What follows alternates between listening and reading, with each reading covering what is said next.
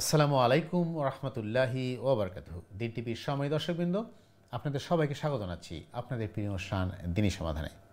সর্বপ্রথম আমরা আল্লাহ রব্বুল আলমিনের দরবারে শুকরিয়া আদায় করছি। আল্লাহ আমাদের সুস্থ রেখেছেন এবং আজকের এই প্রোগ্রাম উপস্থিত তৌফিক দিয়েছেন। প্রিয় দর্শকবৃন্দ, আপনারা যারা নিয়মিত আমাদের অনুষ্ঠান দেখেন, আপনারা জানেন অনুষ্ঠানটি আমরা সরাসরি সম্প্রচার করি ইউকে স্টুডিও থেকে প্রতি সোমবার এবং মঙ্গলবার ইউকে টাইম রাত 8:30। এবং যেটা আমরা বরাবর বলি প্রিয় দর্শকবৃন্দ, এই অনুষ্ঠানটা আমাদের সবার জন্য একটা অপরচুনিটি। আমরা এখান থেকে দিন শিখবো, দিন জানবো, কোরআন হাদিসের আলোচনা শুনবো, আমাদের ইলমকে বৃদ্ধি করবো, আমলকে পরিশুদ্ধ করার জন্য। যে প্রিয় দর্শকবৃন্দ, বরাবর মতো আমাদের অনুষ্ঠানে উপস্থিত রয়েছেন আমাদের প্রিয় মেহমান, আমাদের নিয়মিত মেহমান ইমামান খতিব মহতারাম মুফতি হাসান নুরী চৌধুরী সাহেব আজকের গুরুত্বপূর্ণ আলোচনা এবং আপনাদের প্রশ্নের জবাব দেওয়ার জন্য। আপনি যারা প্রশ্ন করতে চান প্রিয় দর্শকবৃন্দ, দয়া করে প্রশ্ন করবেন সরাসরি স্টুডিও লাইনে। আপনি টিভি স্ক্রিনে আমাদের নাম্বার দেখতে পারবেন, স্টুডিও নাম্বার 0235155073, অথবা যারা ইমেল করতে চান দয়া করে ইমেল করবেন সংক্ষিপ্ত আকারে dini-samadan@gmail.com অ্যাড্রেসে। প্রিয় দর্শকবৃন্দ, আমরা বেশ কিছুদিন আলোচনা করছি ইমান নিয়ে। আমাদের মুসলমানদের একটা অন্যতম স্তম্ভ ইমান, এটি গুরুত্বপূর্ণ পিলার। তা আমরা এ ব্যাপারে জানতে চাচ্ছি বিস্তারিতভাবে, এর খুঁটিনাটি বিষয়, এর শাখা প্রশাখা, এবং আমরা কীভাবে একজন পরিপূর্ণ ইমানদার হতে পারবো, পরিপূর্ণ আল্লাহর প্রিয় বান্দা হতে পারবো, এই আলোচনা আমরা করি। সো আপনারা যারা প্রশ্ন করতে চান এই ব্যাপারে, অথবা দিনই যে কোনো বিষয়ে আপনারা প্রশ্ন করবেন, ইনশাল্লাহ আমরা চেষ্টা করবো আপনাদের প্রশ্নের জবাব দেওয়ার জন্য। আমরা দেরি না করে চলে যাচ্ছি আমাদের সম্মানিত মেহমানের কাছে খোঁজখবর নেওয়ার জন্য। আসসালামু আলাইকুম মহতারাম, কেমন আছেন?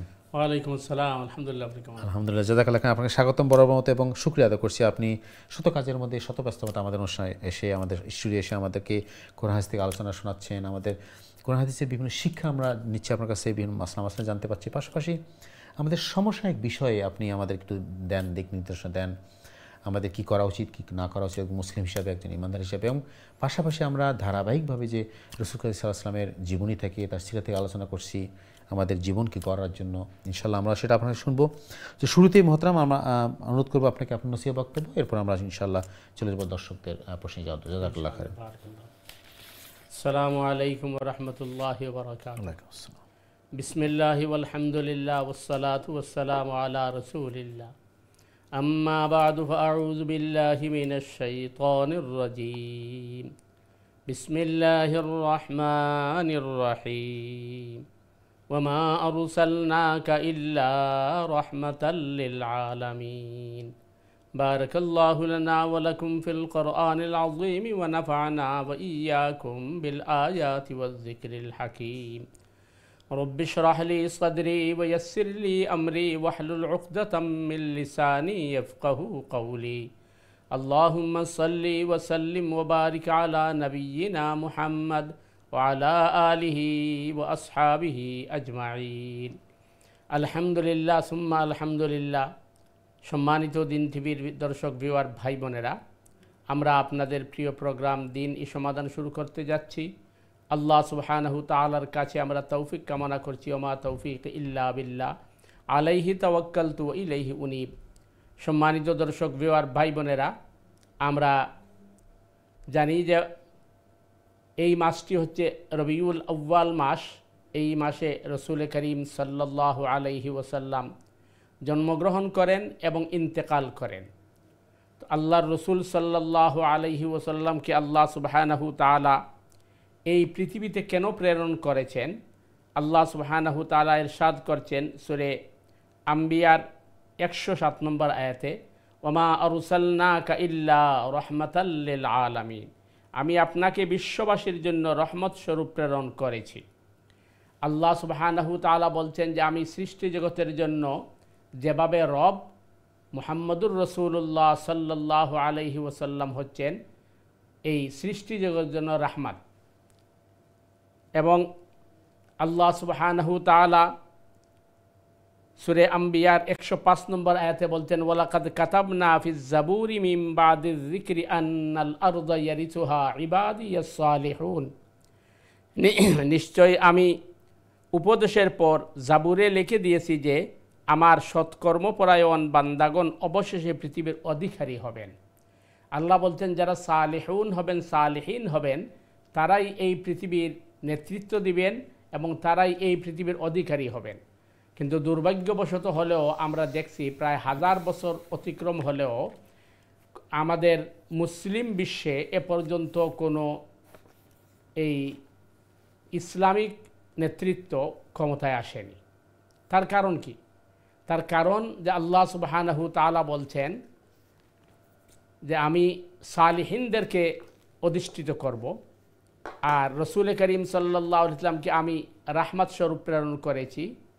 আমরা ইসলামের যে বাহ্যিক কিছু বিষয় আছে সেগুলোকে আমরা যতটুকু পালন করি, কিন্তু ইসলামের যে অন্য দিক আছে, রসুল করিম সাল্লাল্লাহু আলাইহি ওয়াসাল্লামের যে চারিত্রিক অন্য বৈশিষ্ট্য আছে সেটিকে আমরা ভ্রুক্ষেপ করিনি। যেটি আমরা বারবার বলে থাকি যে হুকুকুল্লাহ এবং হুকুকুল ইবাদ উভয়টিকেই আমরা কি করতে হবে? পালন করতে হবে। কিন্তু আমরা হুকুকুল ইবাদের ব্যাপারে আমরা খুবই উদাসীন। রসুল করিম সাল্লাল্লাহু আলাইহি ওয়াসাল্লামকে জিজ্ঞেস করা হয়েছিল, ইয়া রাসূলুল্লাহ, সবচেয়ে উত্তম আমাল কোনটি? আল্লাহ রসুল বললেন, হুসনে খুলুক, মানুষের সাথে উত্তম ব্যবহার করা।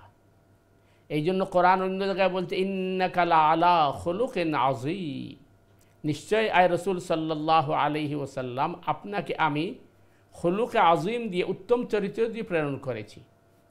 দেখা যাচ্ছে যে আমরা নামাজ পড়ি, রোজা রাখি, হজ যাকাত সব কিছু করি, কিন্তু আমার আত্মীয় স্বজনের সাথে আমার ভালো ব্যবহার নেই, আত্মীয় স্বজনের সাথে আমার সুসম্পর্ক নেই। সেখানেও আমি কিন্তু এই অতিরঞ্জিতা করি, এক পক্ষকে ভালোবাসলে অন্য পক্ষকে ভালোবাসি না। অথবা নামাজ রোজা হজ জাকাত সব কিছু করি, কিন্তু ব্যবসা বাণিজ্য গেলে আমি ধোঁকাবাজি করি, প্রতারণা করি, মানুষকে ঠকি, ইত্যাদি ইত্যাদি। এগুলো হচ্ছে আমাদের বৈশিষ্ট্য। আমি বছরে 2 বার 3 বার অথবা 4 বার উমরাতে যাই, কিন্তু দেখা যাচ্ছে আমার আত্মীয় স্বজন, আমার প্রতিবেশী অভাব অনটনে মারা যাচ্ছে, তার দিকে আমি ভ্রুক্ষেপ করি না। এই যে আমাদের মধ্যে ইবাদতের যে সমস্যা আমরা তৈরি করেছি, রসুল করিম সাল্লাল্লাহু আলাইহি ওয়াসাল্লাম তো ছিলেন রাহমাতাল লিল আলামিন। সৈয়দনা আবু বকর সিদ্দিক রাদিয়াল্লাহু তাআলা আনহুর মতো ব্যক্তিত্ব, যিনি কখনো নামাজের তাকবীরে উলা মিস করেননি, কিন্তু মাঝে মধ্যে মিস হয়ে যেত। আল্লাহ রসুল জিজ্ঞেস করতেন যে আবু বকর দেরি হলো কেন? সিদ্দিক আকবর বলতেন, ইয়া রাসূলুল্লাহ, একজন মুমূর্ষ রোগীকে দেখতে গিয়েছিলাম। এবং সিরাতের গ্রন্থের মধ্যে আছে, পাহাড়ের উপরে একজন অন্ধ মানুষ ছিল, যে মানুষটি চোখে দেখত না, তার কেউ ছিল না, তাকে প্রতিদিন লুকআফটার করা, আহার পানাহার করার দায়িত্ব আবু বকর সিদ্দিক রাদিয়াল্লাহু তাআলা আনহু নিয়ে গিয়েছিলেন। তো সৈয়দনা ওমর ফারুক রাদিয়াল্লাহু তাআলা আনহু দেখলেন যে প্রতিদিন আবু বকর এই পাহাড়ের উপরে গিয়ে একটি ঝুপড়ির ভিতরে প্রবেশ করেন। ওমর একদিন গোপনে পিছনে দেখলেন যে কী করেন আবু বকর, দেখেন যে সেখানে একজন বৃদ্ধ মানুষ সেই মানুষটির সেবা শুশ্রূষা করেন। ওমর রাদিয়াল্লাহু চিন্তা করলেন যে আবু বকর তো আমার চেয়ে এগিয়ে গিয়েছেন, আমি তো এই সুযোগ পাইনি, আল্লাহ যদি আমাকে সুযোগ দেন আমি চেষ্টা করব যে এই ধরনের ভালো কাজ করার। আবু বকর সিদ্দিক রাদিয়াল্লাহু তাআলা আনহুর ইন্তেকালের পরে তিনি খবর নিয়ে দেখলেন যে ওই বৃদ্ধ এখনও আছে, তখন তিনি ওই উত্তম কাজটি করতে শুরু করলেন। ওমর রাদিয়াল্লাহু তাআলা আনহু যখন ওই বৃদ্ধর কাছে গেলেন, যাওয়ার পরে ওমর রাদিয়াল্লাহু তাআলা আনহু, বৃদ্ধ মানুষ চোখে দেখে না, তাকে মুখে তুলে খাদ্য দিতে হয়, তখন ওমর রাদিয়াল্লাহু তাআলা আনহু তার মুখে একটি খেজুর পুরে দিলেন, কিন্তু ভুলবশত ওই খেজুরের বিচিটা ভিতরে রয়ে গিয়েছিল। তো এই বৃদ্ধ লোকটা চোখে দেখে না, কিন্তু খেজুরটা মুখে দিয়ে বলল যে তোমার বন্ধু কোথায়? ওমর রাদিয়াল্লাহু তাআলা জিজ্ঞেস করলেন, আপনি জানলেন কিভাবে আমি আবু বকর নই? সে বলল, তুমি খেজুর তো দিয়েছো কিন্তু গুটলি ফেলোনি, তোমার বন্ধু তো আরও বেশি লুক আফটার আমাকে করতেন। তখন উমর রাদিয়াল্লাহু বলেছিলেন, আফসোস কর, হ্যাঁ আফসোস আবু বকর, তুমি সবাইকে পিছনে ফেলে গিয়েছো, খেজুর তো দিয়েছো কিন্তু গুটলি ফেলোনি। এই যে ইসলামের শিক্ষা এবং দীক্ষা, মানুষের প্রতি মানবতা এবং পশু পাখির প্রতি উত্তম চরিত্র রাসূল করিম সাল্লাল্লাহু আলাইহি ওয়াসাল্লামের আদর্শ ছিল। কিন্তু দুর্ভাগ্যজনক হলেও সত্য যে আমরা এর থেকে বিচ্যুতি ঘটে গেছি। আপনারা জানেন, পৃথিবীর ইতিহাসে সর্বপ্রথম রাষ্ট্রীয় যে সিস্টেম বা পদ্ধতি, এটা নমরুদের মাধ্যমে শুরু হয়। নমরুদের আগে রাজা বাদশাহ পৃথিবীতে ছিল, কিন্তু ইতিহাসে তাদের কোনো নাম নেই, কারণ ওরা আঞ্চলিক ছিল অথবা ওরা গোত্রে গোত্রে শাসন করত। কিন্তু নমরুদই একমাত্র ব্যক্তি যে সাম্রাজ্যের অধিপতি ছিল, এবং নমরুদ সৈয়দনা নূহ আলাইহিস সালামের প্রপুত্র ছিল। কারণ নূহ আলাইহিস সালামের নাতি নাম ছিল কুশ, কুশের ছেলে ছিল নমরুদ। নমরুদ সে সবচেয়ে বড় জালিম ছিল, সন্ত্রাসী ছিল। সে নিজকে খোদা বলে দাবি করেছিল। সৈয়দনা ইব্রাহিম খলিল আলাইহিস সালামের সাথে তার দ্বন্দ্ব হয়েছে, এবং সৈয়দনা ইব্রাহিম খলিল আলাইহিস সালাম হিজরত করে মিশরে চলে গিয়েছিলেন। পরবর্তীতে আল্লাহ সুবহানাহু তাআলা তার কুদরতের মাধ্যমে সৈয়দনা ইউসুফ আলা নবিয়্যিন আলাইহিস সালামকে মিশরে পাঠান, এবং আমরা জানি মিশরে তিনি জেল কেটেছেন এবং অনেক ঘটনা হয়েছে। পরবর্তীতে আল্লাহ তাকে ক্ষমতায় অধিষ্ঠিত করেন। তখনকার ফেরাউন যে স্বপ্নে দেখেছিল, স্বপ্নের ব্যাখ্যা যখন তার পছন্দ হয়েছিল, তখন সে ইউসুফ আলাইহিস সালামকে বলেছিল যে ক্ষমতার কোন পদে আপনি যেতে আগ্রহী। ইউসুফ আলা নবিয়্যিন আলাইহিস সালাম বলেছিলেন, ক্বালা জাআলনি আলা খাযাইনিল আরদি ইন্নী হাফিজুন আলীম। আমাকে খাদ্যমন্ত্রীর দায়িত্ব দেন, এ ব্যাপারে আমি খুবই পারদর্শী এবং অভিজ্ঞ। কারণ তার স্বপ্ন থেকে তিনি বুঝেছিলেন যে বাদশাহ যে স্বপ্নে দেখছে, শুধু মিশর নয়, গোটা আরবেতেই বিশাল দুর্ভিক্ষ দেখা দিবে। তো তিনি খাদ্যমন্ত্রী হওয়ার পরে তার এই চরিত্র এবং তার নেতৃত্বের অবস্থা দেখে তখনকার সময়ের ফেরাউন বা ফেরাউ যে ছিল, সে সম্পূর্ণ স্বাধীন করে দিয়ে ক্ষমতা তার হাতে হস্তান্তর করেছিল। সৈয়দনা ইউসুফ আলা নবিয়্যিন আলাইহিস সালাম শুধু মিশর নয়, সারা আরব সাম্রাজ্যের মধ্যে দুর্ভিক্ষের জন্য তিনি যে ভূমিকা নিয়েছিলেন, মানুষ যাতে অভাব অনটনে অখাদ্যে মারা না যায়, এটিই ছিল তার মূল উদ্দেশ্য। আল্লাহ রসুল সাল্লাল্লাহু আলাইহি ওয়াসাল্লাম বলেছেন যে তোমরা জমিনবাসীর উপর রহম করো, আরশের মালিক আল্লাহ সুবহানাহু তাআলা তোমাদের উপর রহম করবে। অথচ আমরা নামাজ পড়ি, রোজা রাখি, হজ করি, যাকাত দেই, কিন্তু আমরা জমিনের উপরে জুলুম করি, সন্ত্রাস করি এবং মানুষের সাথে আমরা ভালো ব্যবহার করি না। এটাকে আমরা ইবাদতই মনে করি না। এই যে বিষয়টি আমরা মনে করেন ঈদে মিলাদুন্নবী বলেন, জশ্নে জুলুস বলেন, বিভিন্ন মিছিল মিটিং করি ঠিকই, ওইখানেই দেখা যায় যে আমরা হামলা মামলা ইত্যাদি করে এই শান্ত পৃথিবীটাকে অশান্ত করে ফেলি। অথচ রসুল করিম সাল্লাল্লাহু আলাইহি ওয়াসাল্লাম ছিলেন রাহমাতাল লিল আলামিন। তিনি ইহুদি ব্যক্তির এই কফিন দেখে দাঁড়িয়ে গিয়েছিলেন। সাহাবাই কেরাম বললেন, ইয়া রাসূলুল্লাহ, এই লোকটা তো মুমিন নয়। আল্লাহ রসুল সাল্লাল্লাহু আলাইহি ওয়াসাল্লাম বলেন, মুমিন না হোক সে তো মানুষ। ওয়ালাকাদ কাররামনা বানি আদম, নিশ্চয়ই আমি আদম সন্তানকে সবচেয়ে সম্মানিত করে সৃষ্টি করেছি। আমরা যদি রসুল করিম সাল্লাল্লাহু আলাইহি ওয়াসাল্লামের আদর্শকে আমরা অনুসরণ করতে পারি, অনুকরণ করতে পারি, আমাদের পৃথিবীটাও শান্ত হয়ে যাবে এবং আমরা আখিরাতের উত্তম জাযা পাব। সম্মানিত দর্শক বিওয়ার ভাই বোনেরা, এখানে আমাদের বুঝার বিষয় হচ্ছে আমরা রসুল করিম সাল্লাল্লাহু আলাইহি ওয়াসাল্লামের সুন্নাহ বা আদর্শ অথবা আল্লাহর হুকুম যেটি আছে, এটিকে আমরা কিন্তু সঠিকভাবে মূল্যায়ন করতে পারিনি। চিন্তা করে দেখুন, আমাদেরকে নির্দেশ দেওয়া হয়েছে যে আমরা 5 ওয়াক্ত নামাজ ওয়াক্ত মতো জামাতের সাথে আমরা আদায় করব, এবং জামাত যখন শুরু হবে একজন ইমাম থাকবে, ইমামকে অনুকরণ করা আমাদের জন্য ফরজ। কিন্তু ইমাম যদি ভুল পথে পরিচালিত হন, তখন আমাদের দায়িত্ব হচ্ছে লুকমা দেওয়া বা ইমামকে সচেতন করা। এই যে নামাজে আমাদেরকে শিক্ষা দিচ্ছে, আমি যদি কোনো দল করি অথবা কোনো গ্রুপ করি, তো আমার নেতা যদি ভুল করে, তাহলে তাকে আমার সংশোধনের দায়িত্ব আমার। অথচ আমরা কিন্তু এটি করিনি, আমরা অন্ধবিশ্বাসে লালিত হই। আমার নেতা, আমার দল, আমার সংবিধান সেটা যদি ভুলও করে, আমরা তার পক্ষে সাফাই গাই। এটি হচ্ছে আমাদের সবচেয়ে বড় দুরবস্থা। কারণ অনুকরণেরও একটা বর্ডার বা মাপকাঠি আছে। আল্লাহ এবং আল্লাহর রসুল যা বলবেন তা আমরা অন্ধভাবে ফলো করতে হবে।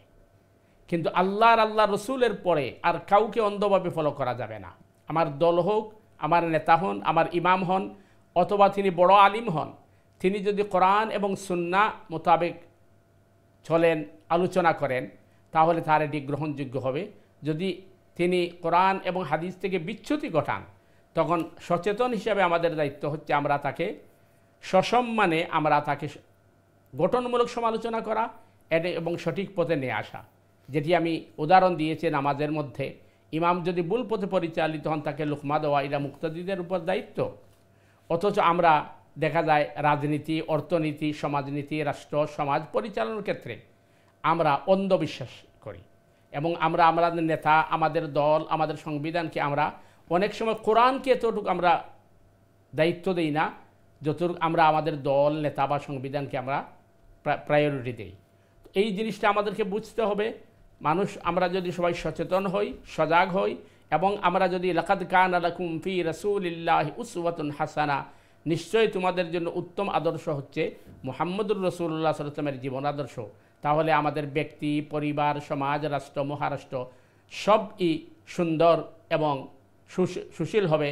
আল্লাহ সুবহানাহু ওয়া তাআলা আমাদেরকে সঠিকভাবে আল্লাহর রাসূল সাল্লাল্লাহু আলাইহি ওয়াসাল্লামের অনুকরণের মাধ্যমে আমার জীবন, আমার পরিবার, আমার সমাজ, আমার রাষ্ট্রকে গড়ে তোলার তৌফিক দান করুক।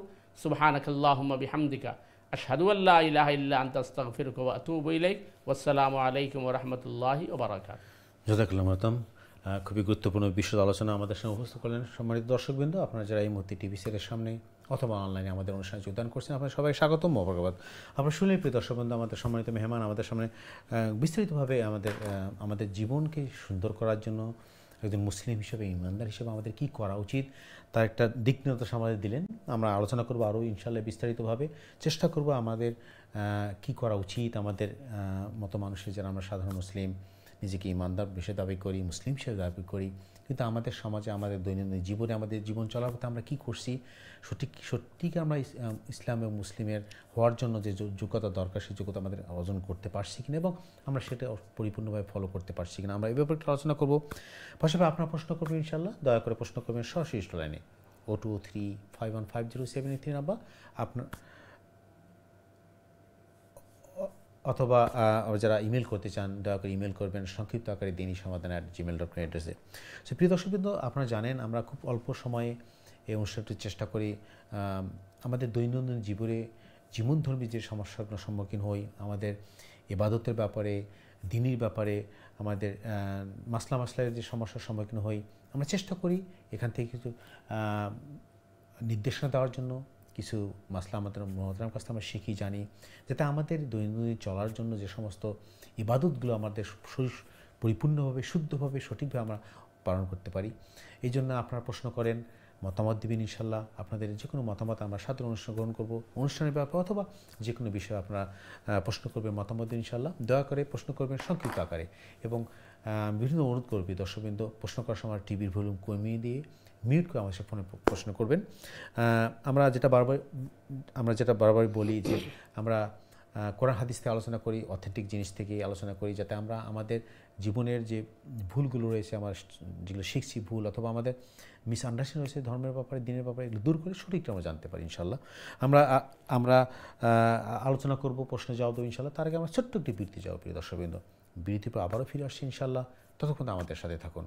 আসসালামু আলাইকুম রহমতুল্লাহি ওয়া বারাকাতুহু।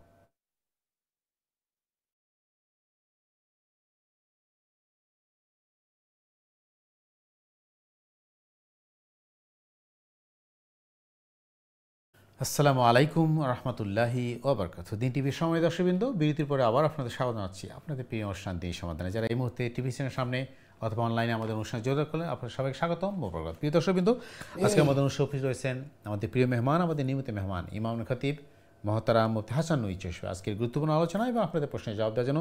সো আপনারা প্রশ্ন করবেন ইনশাআল্লাহ সরাসরি লাইনে 0235150783 দিচ্ছি দা নাম্বার, অথবা ইমেল করতে চান, ইমেল করবেন সংক্ষিপ্ত আকারে dini-samadan@gmail.com অ্যাড্রেসে।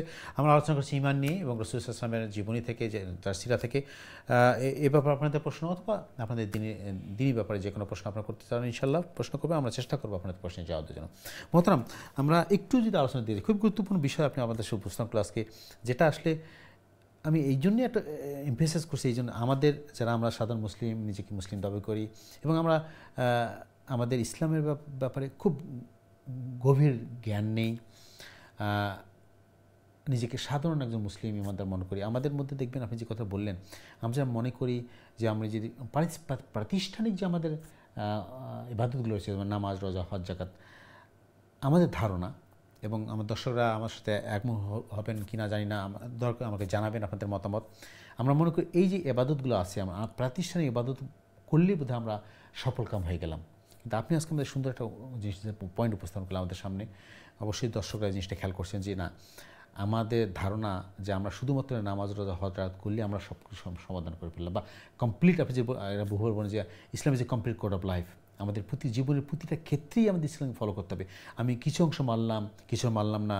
আপনি এর আগে বহুবার বলছেন যে পার্ট টাইম মুসলিম হওয়ার জন্য হওয়া যায় না, বা পার্ট টাইম ইমানদার হওয়ার সুযোগ নেই। তাহলে আপনি যে কথা বললেন যে আমি নামাজ পড়লাম, রোজা রাখলাম, হজ জাকাত করলাম, সবই করলাম, কিন্তু আমার প্রতিবেশী, আমার আত্মীয় স্বজন, আমার নেইবার যারা আছে তাদের হক আমি নষ্ট করলাম, তাদের উপর জুলুম করলাম, সে যেভাবেই হোক, যে অঙ্গে মানে অংশী হোক, মানে যে ভাবেই হোক, তখন কি আমি সেই মুসলমান হওয়ার যে যোগ্যতা, সেই যোগ্যতা কি আমার থাকলো না? আমি জুলুম করলাম, আমি আরেকজনের কষ্ট দিলাম, অন্যের হক নষ্ট করলাম, অন্যের, আপনি যেটা বললেন, আমি নামাজ পড়তেছি কিন্তু ওজনে কম দিলাম, আমি আমার কাজে ফাঁকি দিচ্ছি, আমি যে আমাদের নিয়মগুলো আছে নিয়মকে মানতেছি না, রুলগুলো ভায়োলেট করতেছি। এই যে আমাদের জীবনে প্রতিটা দিনে, প্রাত্যহিক জীবনে, আমাদের জীবনে চলার পথে যে নিয়মকানুনগুলো আছে সেগুলো মানতেছি না, কিন্তু আমি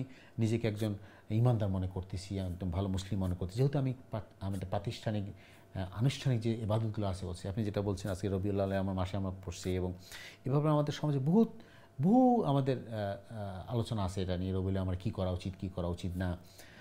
এর মধ্যে আমাদের অনেক বিরোধ রয়েছে, এবং আপনি যেটা বললেন যে ছোটোখাটো বিষয় নিয়ে আমরা বেশি মাথা ঘামাই, অথচ যে যেগুলো আমাদের জরুরি বেশি, ফরজ যেগুলো না করলে আমাদের জবাবদিহি করতে হবে, যার জন্য আমাদেরকে শাস্তি পেতে হবে, সেটা নিয়ে আমাদের মাথা ব্যথা কম। কিন্তু আমরা ছোটোখাটো বিষয় নিয়ে, আপনি এরকম বলছেন যে নফল বা যেগুলো না করলে আমার ক্ষতি নাই, ওগুলো নিয়ে আমরা বেশি খুব ব্যস্ত। কিন্তু ফরজ, আপনি যে বলে হুকুকুল ইবাদ, আমরা বুঝি না বা বোঝার চেষ্টা করি বা এর গুরুত্ব দিই না। তো আমি যে জিনিসটা আপনাকে জানতে চাবো, বা দর্শকরা আপনারাও চেষ্টা করবেন ব্যাপারে প্রশ্ন থাকলে প্রশ্ন করার জন্য, তো এই ব্যাপারে আমাদের মুসলিম সমাজের করণীয়টা কী? কেন আমরা এই ব্যাপারে অনীহা দেখাচ্ছি যে আসলে মনে করতেছি এই নামাজ রোজা, বা কেউ নামাজ পড়ি কেউ পড়ি না, আপনি যেটা সুন্দর একটা পয়েন্ট দিচ্ছেন, আমি বছর উমরা করতেছি, অথচ আমার আত্মীয় স্বজন বন্ধু না খেয়ে আছেন, কষ্ট করতেছেন, তাদের জীবন চলার অবস্থা নাই, সেদিকে খেয়াল রাখতেছি না। তাহলে এটার জবাবটা আমরা কীভাবে দেবো আল্লাহর কাছে? দেখেন, প্রথম বিষয় হচ্ছে আপনি যেটা বলতেন প্রাতিষ্ঠানিক আবাদত। প্রাতিষ্ঠানিক আবাদত বলতে মনে করেন হুকুকুল্লাহ। হুকুকুল্লাহ আমরা কেন করি, বা আল্লাহ সুবহানাহু তাআলা কেন আমাদেরকে হুকুকুল্লাহ নির্দেশ দিয়েছেন? আল্লাহ সুবহানাহু তাআলা তো আমাদের ইবাদতের জন্য বসে নাই, তার দরকার নাই। তাহলে ইবাদত করতে কেন দিয়েছেন? হুকুকুল্লাহর মাধ্যমে মানুষের মধ্যে একটা ভয় বা ভীতি থাকে, আমার এক সময় আমাকে জবাবদিহি করতে হবে। এই জন্য দেখেন আমরা সালার মধ্যে দাঁড়িয়ে বলি মালিকি ইয়াউমিদ্দিন, বিচার দিনের মালিক ও মুখতার আল্লাহ তুমি। মানুষের ভিতরে যদি তার জবাবদিহিতার ভয় থাকে, তখন কিন্তু সে ভুল করতে চিন্তা করে, অন্য কিছু করার চিন্তা করে। আমাদের সমাজে বা আমাদের রাষ্ট্রগুলাতে জবাবদিহিতার ভয় নাই, এটি হচ্ছে সবচেয়ে বড় সমস্যা।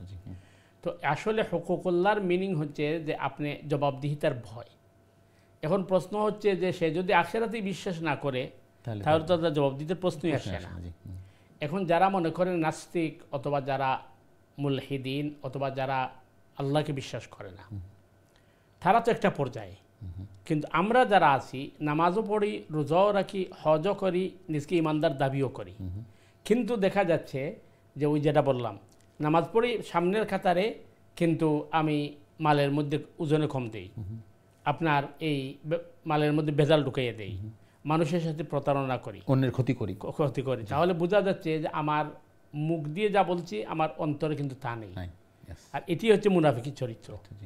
আসলেই যদি আমি মনে করেন বিশ্বাস করে থাকি ওয়াল বাসি বাদাল মউত, মৃত্যুর পরে পুনর্জীবন আছে এবং ওটাই আসল জীবন, তখন কিন্তু মানুষ আর কি করবে না, অন্যায় করবে না। এই যে অ্যাকাউন্টেবিলিটির কথা বললেন, অ্যাকাউন্টেবিলিটির কথা বললেন যে আমার মানে জবাবদিহিতার যে একটা ভয়, অবশ্যই এই ভয়টা না থাকার জন্যই তো এই সমস্যাগুলো হচ্ছে। সমস্যা হয়।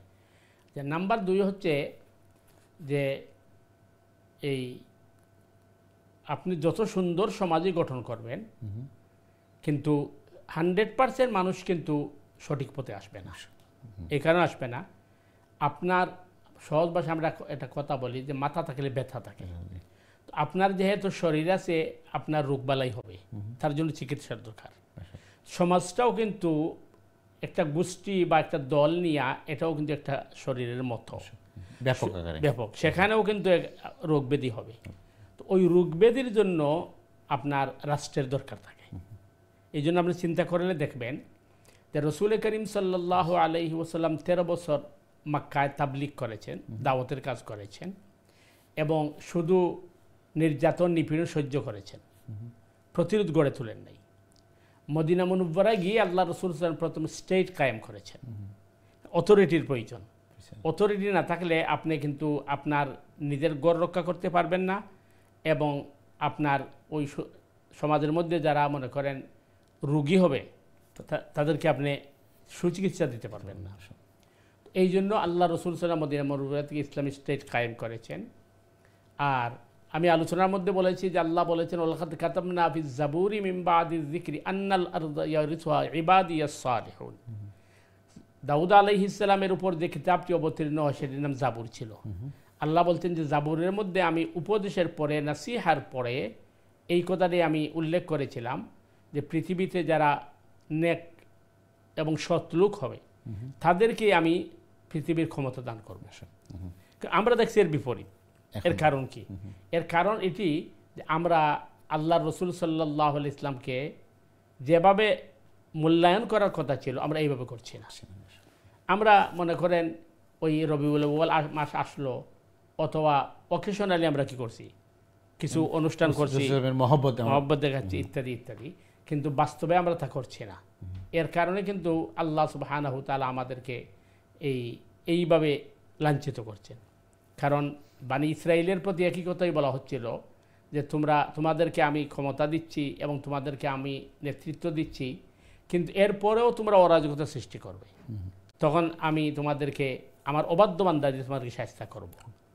আমাদের একই অবস্থা হচ্ছে যে আমরা এই জন্য আমাদেরকে এই প্রথমত পড়াশোনা দরকার, নলেজ অর্জন করা দরকার, এবং আমাদেরকে ওই অন্তরের অন্তঃস্থল দিয়ে আল্লাহ এবং শরীয়তকে বিশ্বাস করা দরকার। আর না হয় কিন্তু আমরা সঠিক পথে আসতে পারবো। কিন্তু মানে ঘটনাটা এরকম না যে আমি মনে দেখাচ্ছি একরকম কিন্তু মনে মনে বিশ্বাস করছি অন্যরকম। আমি মানে একটা টু সাইডেড ঘটনা এগুলো। আমি মানুষকে দেখানোর জন্য ইবাদত করতেছি, সমাজে নাম হওয়ার জন্য মানুষ আমার প্রশংসা করবে তার জন্য ইবাদত করছি, কিন্তু ভেতরে ভেতরে আমি সেটা করতেছি না। এবং এখানে আরেকটা জিনিস আছে, আরেকদল মানুষ আমাদের সমাজে আছে, ওরা মনে করে মানে এখনো জীবনের এক বাকি আছে, সুতরাং আমি এই এত শরীয়ত মেনে চলা সম্ভব নয়, যেভাবে চলাফেরা করে মরার আগে আমি তওবা করে ভালো মানুষ হয়ে চলে যাব। এটা কিন্তু শয়তানের একটা প্ররোচনা। কারণ প্রথমত হচ্ছে আমার মৌত কিভাবে আসবে আমি জানি না, কখন হবে সেটা জানি না। নাম্বার 2 হচ্ছে তওবা আল্লাহ কবুল করবেন কিনা সেটাও আমার কাছে গ্যারান্টি নেই, তওবা করার সুযোগটা পাওয়া যাবে কিনা। তো এই জন্য কোরআন বলছে ওয়াতাসিমু বিহাবলিল্লাহি জামিআন ওয়ালা তাফাররাকু, যে তোমরা আল্লাহর রশ্মিকে ঐক্যবদ্ধভাবে ধারণ করো, এবং শেষে আল্লাহ বলছেন ওয়ালা তামুতুন্না ইল্লা ওয়া আনতুম মুসলিমুন, এবং তোমরা মৃত্যুবরণ করো না মুসলিম না হয়ে। তাহলে মুসলিম হয়ে মৃত্যুবরণ করতে হলে আমাদেরকে আগ থেকে কিন্তু প্রস্তুত রাখতে হবে, এবং আমাদেরকে আল্লাহ এবং তার রসুল সাল্লাল্লাহু আলাইহি ওয়াসাল্লামের অনুকরণের মাধ্যমে জীবন পরিচালনা করতে হবে। আর এই ধারণা যদি আমরা পোষণ করি যে আমি দুনিয়াতে যে কোনোভাবে চলাফেরা করলাম, সম্পদের দরকার, এবং দুনিয়ার মধ্যে আমার ধনাঢ্য হওয়া দরকার, মানুষের মধ্যে আমার মানে ভিআইপি পার্সন হওয়া দরকার, আর হালাল হারাম বাছাই করার সুযোগ নেই, আচ্ছা ঠিক আছে মরার আগে আমি তওবাদালি করে এরপরে ভালো হয়ে চলে যাব, এটা শয়তানি একটা প্ররোচনা এবং শয়তানের ধোঁকা। 2 নম্বর বিষয় হচ্ছে যে ওই আপনি যেটা বলছেন যে আমাদের মাঝে মুনাফিকের চরিত্র। আমি মুসলিম সমাজকে বুঝাচ্ছি যে আমি মুসলমান, কিন্তু আসলে বাস্তবে আমি বিশ্বাস করছি না এটা, আসলে মৃত্যুর পরে আর আবার জীবন আছে কি না এটাও তো পরিপূর্ণ শিওর নয়, যার কারণে আমরা এগুলো করি, কনফিউজড। আর না হয় একজন মুমিন মানে মনে করেন যে সঠিক মুমিন, সে কিন্তু ওই অন্য কোনো মুমিনের সাথে বা অন্য কোনো মানুষের সাথে, এমনকি পশুর সাথেও সে কিন্তু অসদাচরণ করবে না। এটা হচ্ছে মুমিনের চরিত্র।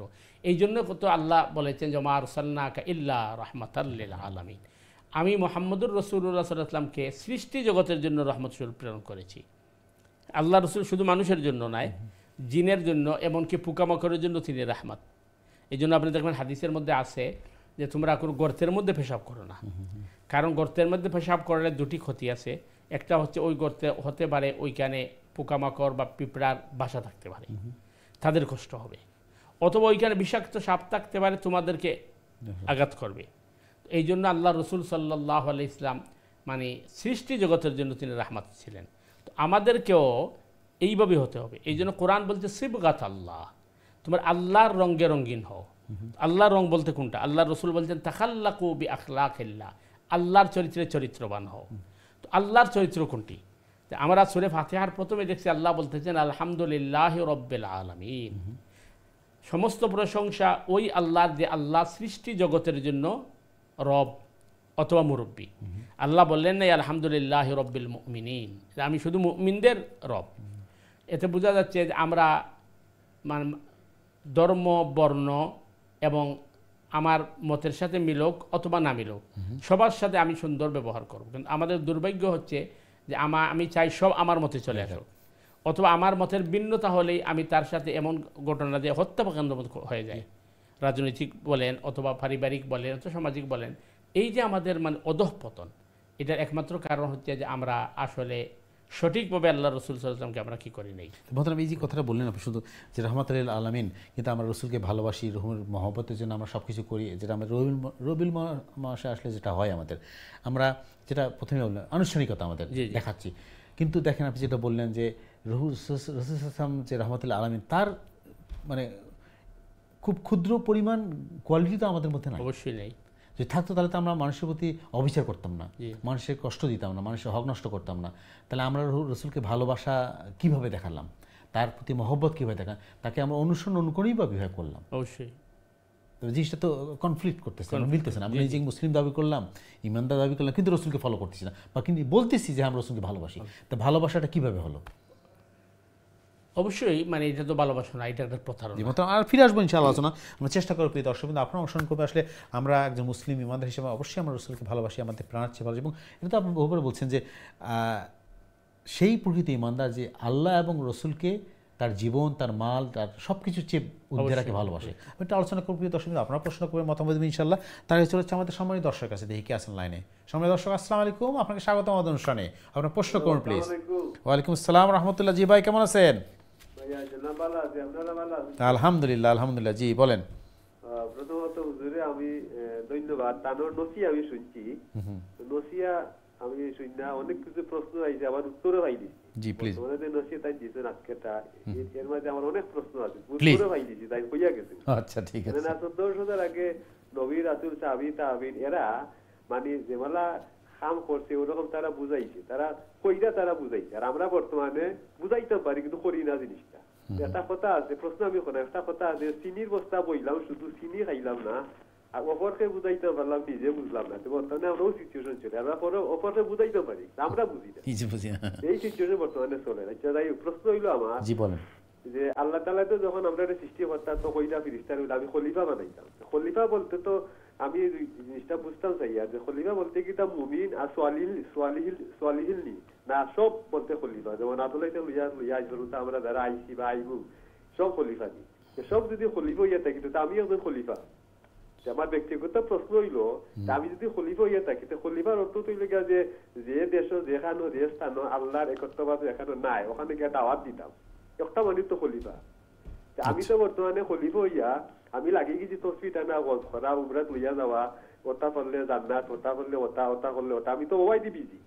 আল্লাহ যে আমার খলিফা হিসেবে ফাটাইলা যে প্রতিনিধি হিসাবে যেটা আমি কাম করতাম, এটা তো আমি নাই, কেন আমি নাই? জি বুঝতে পারছি। আমি তো বর্তমানে বিপরীত, আমি যে বিপরীতে আইছি ইবাই না কই, আমি তো ওটা কইলা করতাম, এরপর ওটা করতাম, এটা আমি করতাম, তখন আমি ওটা খালি বিজি। মসজিদ মাদ্রাসা বানাইলাম সুদগুর ঘুষ করে করে লইয়া বড় বড় সান্দা লইয়া জাইনা শুনে আমরা ওটা আমি ওটা করলাম এই যে আমি এগুলা করলাম এগুলা তুইয়া এই জবাবগুলো আমার দেওয়া লাগবে এই প্রশ্নটা খুবই গুরুত্বপূর্ণ প্রশ্ন করছেন ভাই মোহতারাম, খুবই গুরুত্বপূর্ণ। আমাদের রেগুলার কলার ভাই, আমাদের রেগুলার দর্শক, আমরা যে খলিফা কিনা আল্লাহর, এবং খলিফাকে শুধু সব মানুষকে খলিফা না, শুধু মুমিন যারা যারা আছেন তারা খলিফা, বা সালেহীন যারা আছেন তারাই খলিফা ছিলেন, আমরাও খলিফা। যদি আমরা খলিফা হই তাহলে আমাদের দায়িত্বটা কি? জি ভাই, আসলে আমি আপনার অপেক্ষা করছিলাম যে আপনি আলোচনা যাইবা, আমরা নিয়মিত কলার। গত আগের সপ্তাহে আপনার একটা প্রশ্ন যেটা আসিল যে নামাজের ব্যাপারে আল্লাহ সুবহানাহু তাআলা কইছেন সর্ব অবস্থায় আমরা নামাজ আদায় করতে হইব, কোনো অবস্থায় আমরা নামাজরে মিস করতাম পারতাম না, অথবা অসুবিধা ছাড়া শরীয়ী উজুর ছাড়া আমরা কাজা করতাম পারতাম না। এখন আমরা জিহাদের ময়দানেও থাকি অথবা জঙ্গলও থাকি, যেখানে তখন নামাজ আদায় করতে হইব। তো আপনার একটা প্রশ্ন আছিল যে একজন মহিলা তার ডেলিভারির সময় তার উপরে নামাজ ফরজ, এমনকি কোনো কোনো কিতাবও লেখা হয়েছে যে বাচ্চা অর্ধেক বাহির হয়ে গেলেও তার উপরে নামাজ ফরজ। তো এইটা আপনি কইছিলেন যে এইটা আবার কীভাবে হয়, এটা তো আমার বুঝে না। এখানে বোঝার বিষয় হইল যে এই যে কথাটা লেখা হয়েছে এটা কোরআন বা হাদিসের কোনো বক্তব্য নাই, এটা কোনো ফেকার কিতাবও এই ধরনের একটা কথা লেখা হয়েছে, কারণ এটা যৌক্তিক না, একটা অযৌক্তিক। কারণ একজন মহিলার যখন আপনার এই ডেলিভারির সময় যে প্রসব ব্যথা হয়, এই সময় একজন মা বোনের কিন্তু স্বাভাবিক সেন্স থাকে না, তাই এই সময় নামাজ আদায় করবা কীভাবে? বুঝার লাগে আমি উদাহরণ দিলাম যে একজন মহিলার যদি পিরিয়ড হয় তখন এই মহিলার লাগি নামাজ মাফ, এই সময় তার লাগে নামাজ হারাম। সেনে হারাম আমরা জানি যতটুকু যে এই সময় তার শরীর অপবিত্র থাকে। প্রশ্ন হইল শুধু অপবিত্র লাগে যদি নামাজ মাফ হয়, তাইলে একজন পুরুষের যদি শরীর অপবিত্র হয় আর তাই যদি পানি না পাইন তাইলে তৈমুম করে নামাজ আদায় করবা ও অপবিত্র অবস্থায়, তাইলে মহিলার লাগে নামাজ মাফ হয়। এখানে কিন্তু বোঝার বিষয় হইল যে একজন মহিলার পিরিয়ড যখন হয় তখন তার সেন্স কাম করে না, তার শরীরের যে আপনার এই অস্বাভাবিক যন্ত্রণা এটার এখানে স্বাভাবিক অবস্থায় থাকে না। আর আল্লাহ কইছেন লা ইউকাল্লিফুল্লাহু নাফসান ইল্লা উসআহা, মানুষের অসাধ্য কোনো চাপাইয়া দিছি না। সুতরাং যেটা আপনার কাছে অস্বস্তিকর লাগছে যে একজন মহিলার ডেলিভারির সময় তার উপরে নামাজ ফরজ, এটা কিন্তু যৌক্তিক না এবং এটা কোরআন হাদিসের বক্তব্য নাই। এটা সম্ভবত যারা লেখছেন তারা নামাজের গুরুত্ব বুঝাইতে গিয়ে কথাটা লিখে দিচ্ছেন, তো এই কথাটা কিন্তু এই কথাটা কিন্তু সঠিক নাই। আশা করি ক্লিয়ার হয়েছে। দ্বিতীয় যে বিষয়টা আপনি আনছেন যে আল্লাহ সুবহানাহু তাআলা কইছেন যে আমি আমার খলিফা দুনিয়াত নিযুক্ত করতাম চাইলাম। খলিফার কিন্তু কয়েকটা অর্থ আছে, এর মধ্যে একটা অর্থ হইল খলিফা মানে রিপ্রেজেন্টেটিভ, নায়েব। আল্লাহ যেহেতু জমিনওয়াই আল্লাহ এই শাসন চালাইতা নাই, সুতরাং আল্লাহর নায়েব দিয়ে আল্লাহ দুনিয়ার মধ্যে এই কি চালাইবা, আল্লাহর সিস্টেমগুলো পরিচালনা করবা। খালিফার আরেকটা অর্থ হইল যেন পিছনে আইন তান্ডে খলিফা হওয়াইন, খালফুন তাকি খলিফা। জেলাখান সুরে ফুরকানও খাওয়া হয়েছে আমি দিন দে রাত্রের খলিফা বানাইছি, রাত্রের দিনের খলিফা বানাইছি। সুতরাং পিছনে যে অনুসরণ করবো তারেও খলিফা হয়। একটা হইল আল্লাহর প্রতিনিধিত্ব করা, এটা খলিফা। তো এই খলিফার ব্যাপারে শরীয়তের বিধান হইল নবী এবং রসুল যারা আসেন এরা ডাইরেক্ট আল্লাহর খলিফা, আর নবী এবং রসুলের বাদে যারা শাসন ক্ষমতা চালাইবা এরা আল্লাহর খলিফা নাই, এরা নবীর খলিফা। এরখান সিদ্দিক আকবর আল্লাহর রসুল আল্লাহর খলিফা আসলা, দাউদ আলাইহিস সালাম আল্লাহর খলিফা। কারণ কোরআনে কইছে ইয়া দাউদ ইন্না জাআলনাকা খলিফাতান ফিল আরদ, হে দাউদ তোমারে আমি জমিনের উপরে আমার খলিফা নিয়োগ করলাম। আদম আলাইহিস সালাম আল্লাহর খলিফা, সব নবী রসুল আল্লাহর খলিফা, কিন্তু আবু বকর সিদ্দিক রাদিয়াল্লাহু তাআলা আনহু খলিফায়ে রসুল, উমর খলিফায়ে রসুল। কারণ আল্লাহর খলিফা ডাইরেক্ট শুধুমাত্র নবী রসুল। এখন বিষয়টা হইল যে আমরা আল্লাহ যে খলিফা কইছেন এটা দুই অর্থ হইতে পারে। একটা হইল আল্লাহর প্রতিনিধিত্ব কায়েম করা, আর একটা হইল যে এক জাতির পরে আরেক জাতি আওয়া। যেলাখান কোরআন বা হাদিস থেকে পাওয়া যায় যে মানব জাতির আগে পৃথিবীতে জিন জাতি আবাদ করছিল, জিন জাতির পরে আমরা আইছি। সুতরাং জিন জাতির পরের স্থানের কারণে আমরা খলিফা হওয়ার দুই অর্থে এটা বোঝানো হয়েছে। তবে প্রত্যেক মানুষ যেহেতু আল্লাহর রসুলে কইছেন কুল্লুকুম রাঈন ওয়া কুল্লুকুম মাসউলুন আন রাইয়াতিহি, প্রত্যেকটা মানুষ একজন এই জবাবদেহি নেতা বা জবাবদেহি করতে হইব। কুল্লুকুম রাঈন, প্রত্যেক একজন অভিভাবক, যার যে পরিমাণ দায়িত্ব আছে এই পরিমাণ তারে জিজ্ঞাসা করা হইব। একজন মানুষ যদি পরিবারের কর্তা হন তাহলে পরিবারের ব্যাপারে তাদের জিজ্ঞেস করা হইব। তাই যদি সমাজের কর্তা হন সমাজের ব্যাপারে তাদের প্রশ্ন করা হইব। তাই যে রাষ্ট্রের কর্তা হন রাষ্ট্রের ব্যাপারে তাদের প্রশ্ন করা হইব। তো যে পরিমাণ আপনার দায়িত্ব পালন করবা তাদের এই ব্যাপারে করা হইব। কারণ আপনার প্রশ্ন হয়েছে যে এখন দেখা যায় যে মসজিদের ইমামতি, মাদ্রাসা বানানি অথবা মসজিদ বানানি, উমরার প্যাকেজ লইয়া যাওয়া, এইগুলার মধ্যে আমরা ব্যস্ত হয়ে গেছি, আর বাকিগুলার মধ্যে আমরা কি করলাম না, এই কাজ করলাম না। আসল বিষয় হইছে যে আসলে সর্বক্ষেত্রেই কাজ করা দরকার, যার যে পরিমাণ এই সামর্থ্য আছে। এখন একজন মানুষ তার সামর্থ্যই আছে যে তার পরিবার মেনটেন করার, এই মানুষে তো আর সমাজটা সুন্দরভাবে পরিচালনা করতে পারত নাই। এই হিসাবে আসলে যে পরিমাণ আপনার তার ক্ষমতা আছে, তার সামর্থ্য আছে, এই পরিমাণ তান্ডে আগেই যাওয়ার দরকার। তবে অবশ্যই দুর্ভাগ্যজনক যে মুসলিম দুনিয়া বা মুসলিম উম্মার মাঝে আমরা এই যে রাষ্ট্র সুন্দর করা অথবা একটা সুন্দর সমাজ তৈরি করা এবং আল্লাহর প্রতিনিধিত্ব কায়েম করা, এটার মাঝে আমরা ব্যর্থ এবং আমরা এই ব্যাপারে খুব উদাসীন হয়ে গেছি। আমরার মাঝে অলসতা আইছে। কারণ মানুষ অনেক সময় হয় কি যে খেলাফত রাষ্ট্র ব্যবস্থা বাঙ্গার বাদে আমরার মধ্যে অন্য কোনো জিনিস ঢুকাইয়া দেওয়া হয়েছে এবং আমরা মনে করছি যে রাষ্ট্র চালানোর লাগে কোরআনের মধ্যে কোনো বিধান নাই, ইসলামের কোনো বিধান নাই, এটা আমরা অন্য জায়গা থেকে ধার করতে হইব। এই যে ধারণা আমরা দেওয়া হয়েছে, এর কারণে আমরার মাঝে এই বেমার তৈরি হয়েছে। 2 নম্বর হয়েছে যে প্রত্যেকটা ভালো কাজ আল্লাহ রসুলে হয়েছেন সাদাকা। এখন আমি যদি মসজিদ করি, মাদ্রাসা করি, অথবা আমি মানুষের দিনের দাওয়াত দেই, আমরা আলোচনা করলাম, দিন মানুষের কাছে পৌঁছাবার চেষ্টা করলাম, সবগুলো সাদাকা। কিন্তু এর মধ্যে যদি আমি প্রতারণা করি, এইটা কিন্তু হারাম। আমরা একটা জিনিস বুঝতে হইব যে একজন ইমামতি করিয়া বেতন নেওয়া অথবা মাদ্রাসাত পড়াইয়া তার ওয়াজেস নেওয়া এবং ওয়াজ করিয়া বেতন নেওয়া, এইগুলা কিন্তু শরীয়তে নাজায়েজ করছে না। তার কারণ এগুলো তার জীবন, তার তো পেট ফিট আছে, চলতে হইব। কিন্তু আমরার মাঝে মানে ওই অধিকাংশই আমরা প্রতারণার আশ্রয় লই। ওই জিনিসটা আমরা আগে আলোচনা করছি যে আমরা রসুল করিম সাল্লাল্লাহু আলাইহি ওয়াসাল্লামের ততটুক মানি যতটুক আমরার কাছে কি হয় মজা লাগে। বছরে একবার কিছু মিছিল মিটিং করলাম, সিন্নিসারাত করলাম, এটা আমরা কাছে খুব ভালো লাগে। কিন্তু রসুল করিম সাল্লাল্লাহু আলাইহি ওয়াসাল্লাম নিজের মেয়ের বিবাহ দিবার সময় রসুলের অনুসরণ করি না। এই সময় হয়তো সমাজে কী হইব, অথবা আমি যদি বড় হল ভাড়া না নেই, আমি যদি বেশি করে টাকা পয়সা খরচ না করি, তাইলে মানুষে আমার বিভিন্ন ধরনের কী করবো, এই সময় আমরা রসুলের চিন্তা ভাবনা করি। পর্দার প্রশ্ন যদি আয় তখন আমরা কই যে এই যুগে মানে এইভাবে চলা কীভাবে যাইব। কিন্তু আমরা ওই আপনার আনুষ্ঠানিকতা, মিছিল মিটিং, এরপরে এইগুলো করতে আমরা কিন্তু খুব মজা পাই। কিন্তু এটার নাম তো রসুল সাল্লাল্লাহু আলাইহি ওয়াসাল্লামের মহব্বত নাই, রসুলের অনুকরণ নাই, অনুসরণ নাই। কারণ কোরআনে কইছে কুল ইন কুনতুম তুহিব্বুনাল্লাহ ফাত্তাবিউনি ইউহিব্বুকুমুল্লাহ। আয় রসুল সাল্লাল্লাহু আলাইহি ওয়াসাল্লাম আপনি কৌকাই কথা যে তারা যদি আল্লাহরে ভালোবাসে তারা যেন আপনার অনুকরণ করে। রসুলের পদাঙ্ক অনুসরণ করার নির্দেশ আমরা দেওয়া হয়েছে।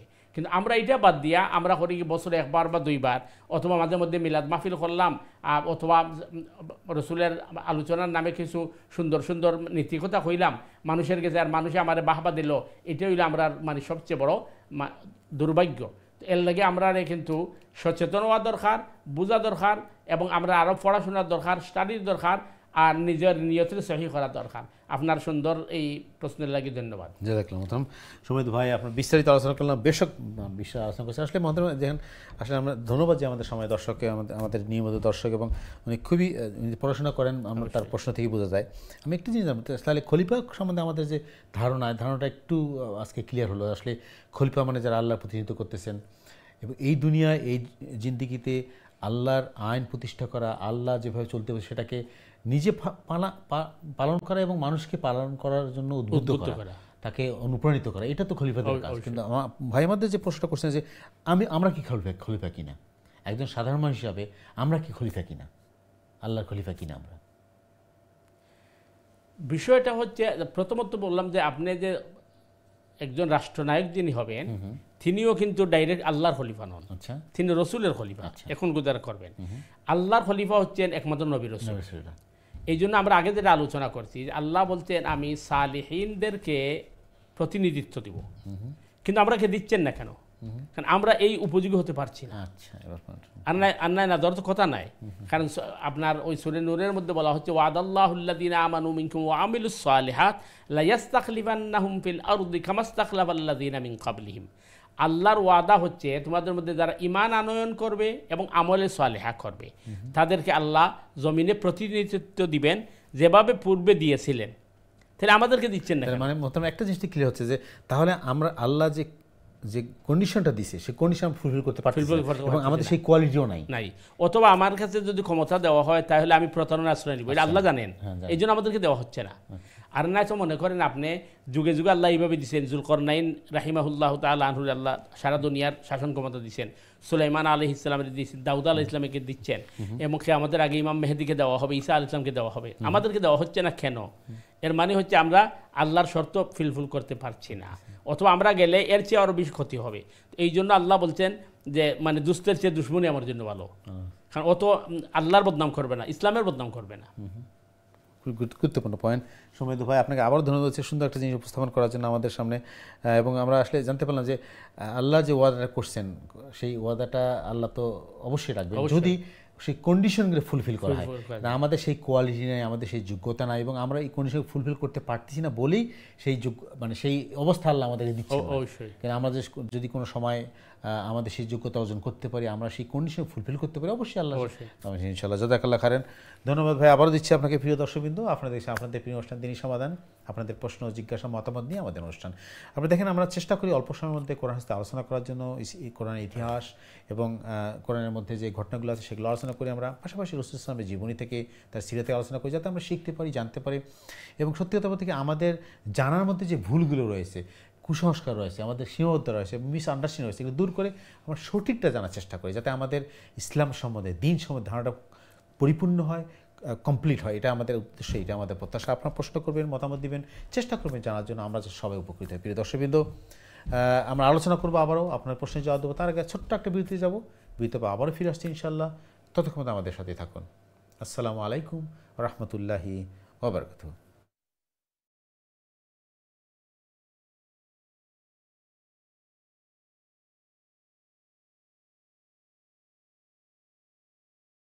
আসসালামু আলাইকুম রহমতুল্লাহি ওয়া বারাকাতুহু। সম্মানিত দর্শকবৃন্দ, বিরতির পরে আবার আপনাদের স্বাগত জানাচ্ছি আপনাদের প্রিয় অনুষ্ঠান দিনী সমাধানে।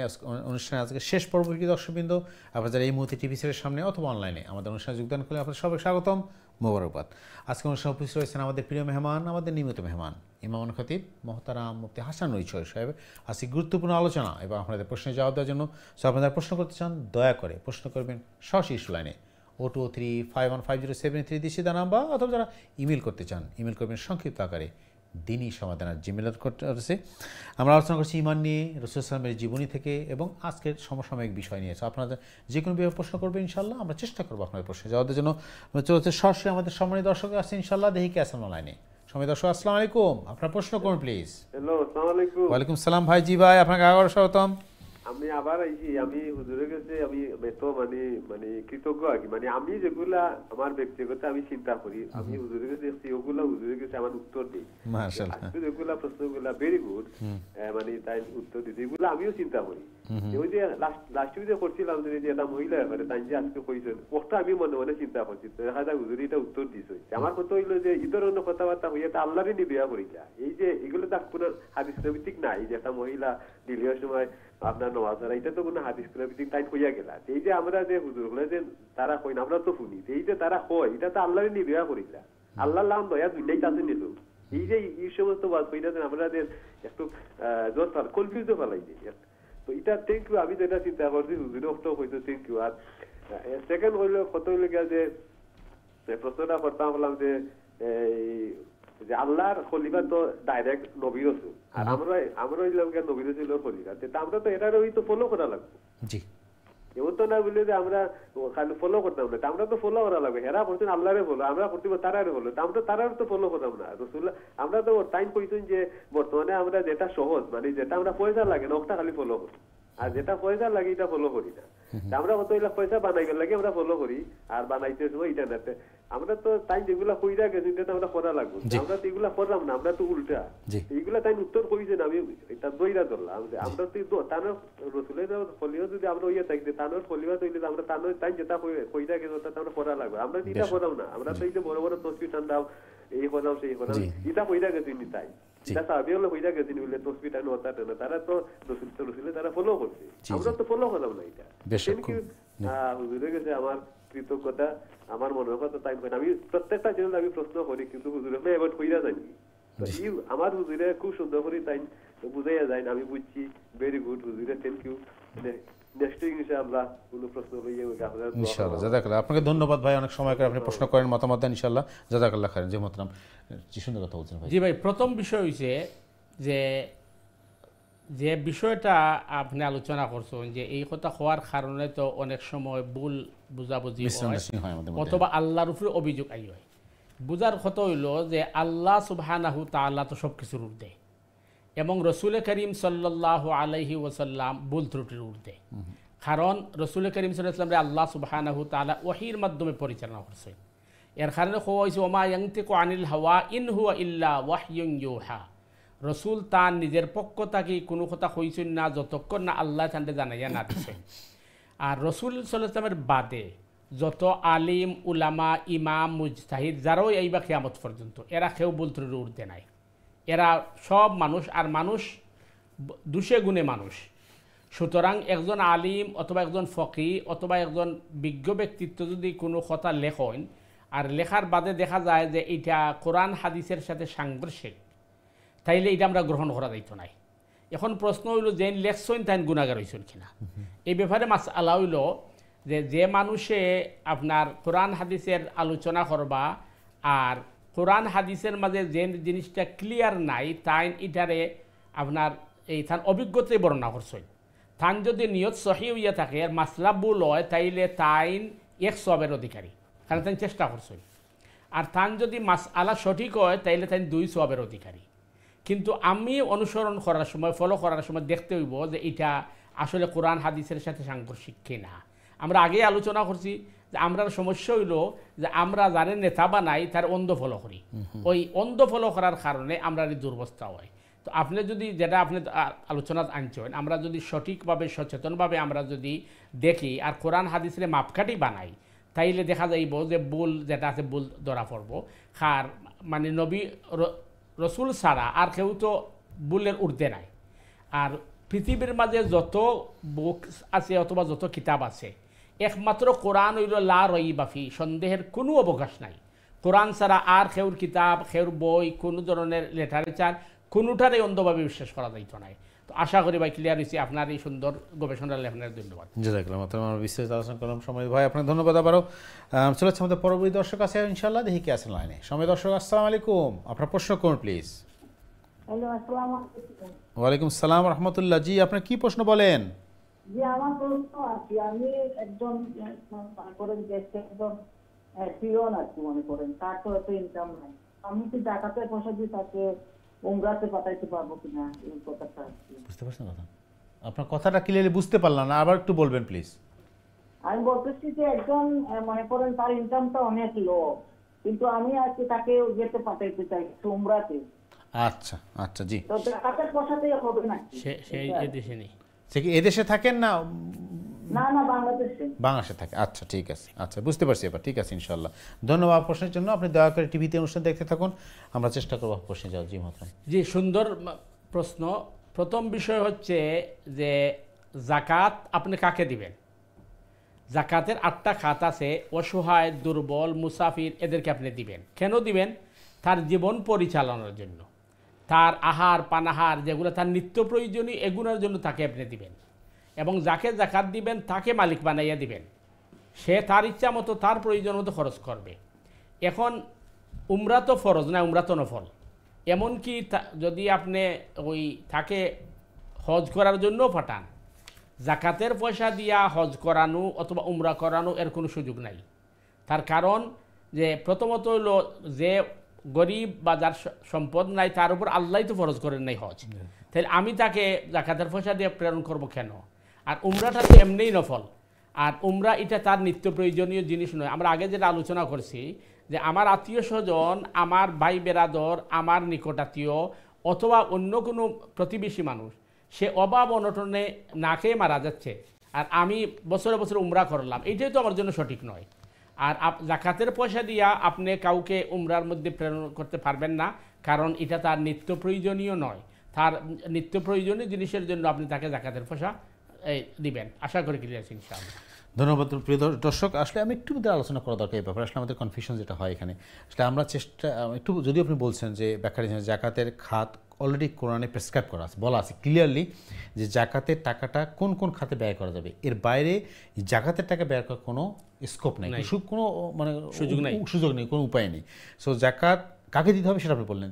জাকাতটা প্রাপ্য সেই ব্যক্তি যারা মিসকিন, যাদের কিছু নাই, মানে দিন চলার মতো অবস্থা যাদের নেই, তারা হলো জাকাতের সবচেয়ে বড় মানে হকদার, তাদেরকে দিতে হবে।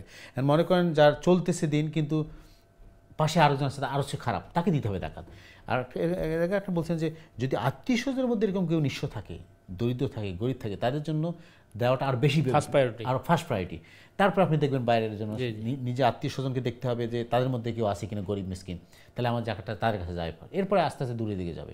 তো যেহেতু আমাদের সময় দর্শক প্রশ্ন করছেন যে আসলে জিনিসটা ক্লিয়ার হলো, আমাদেরও ক্লিয়ার হলো, আমরা জানতে পারলাম যে জাকাতের টাকা দিয়ে কাউকে এই যে অপশনাল কোনো ইবাদতের জন্য কোনো সুযোগ নেই। কারণ জাকাতের পয়সা দিয়ে উমরা তো দূরের কথা, আপনি মসজিদও বানাইতে পারবেন না। জি, কারণ মসজিদের জন্য আল্লাহ খাইল নাই, উমরার জন্য আল্লাহ খাইল নাই। আল্লাহ বলতেছেন আমার বান্দাদের মধ্যে যারা অভাবী আছে তাদেরকে তোমরা লুক আফটার করো। সুতরাং আপনি তাকে মানে উমরাত পাঠানো অথবা মসজিদ জাকাতের পয়সা দিয়ে বানানো, এটা সুযোগ নেই। মানে এখানে একটা জিনিস মত যে ইসলাম যে একটা মানে সার্বজনীন ধর্ম, যে একটা এবং যুক্তিযুক্ত ধর্ম, যে দেখেন জাকাতের টাকাটা একজন ধনীর কাছ থেকে যাবে গরিবের কাছে, সেই গরিব যেন সারাজন গরিব না থাকে, অবশ্যই সে ওই জাকাতের টাকা দিয়ে তার সংসার চালাবে, তার জীবন সুন্দর করবে, করে তারপরে সেজন্য আর জাকাত তাকে নিতে না। অবশ্যই মানে একটা সুন্দর পরিবেশ সৃষ্টি করার জন্য, সমাজ সৃষ্টি করার উদ্দেশ্যে জাকাতটা সৃষ্টি করা। আশা করি সময় দর্শক, আশা করি আপনার প্রশ্নের জবাব পেয়েছেন, সুন্দর জিনিস জাযাকাল্লাহ খায়ের। আমরা চলে যাচ্ছি আমাদের পরবর্তী দর্শক আছে ইনশাআল্লাহ। সময় দর্শক, আসসালামু আলাইকুম, আপনার প্রশ্ন করুন প্লিজ। ওয়ালাইকুম আসসালাম ওয়া রাহমাতুল্লাহি ওয়া বারাকাতুহু।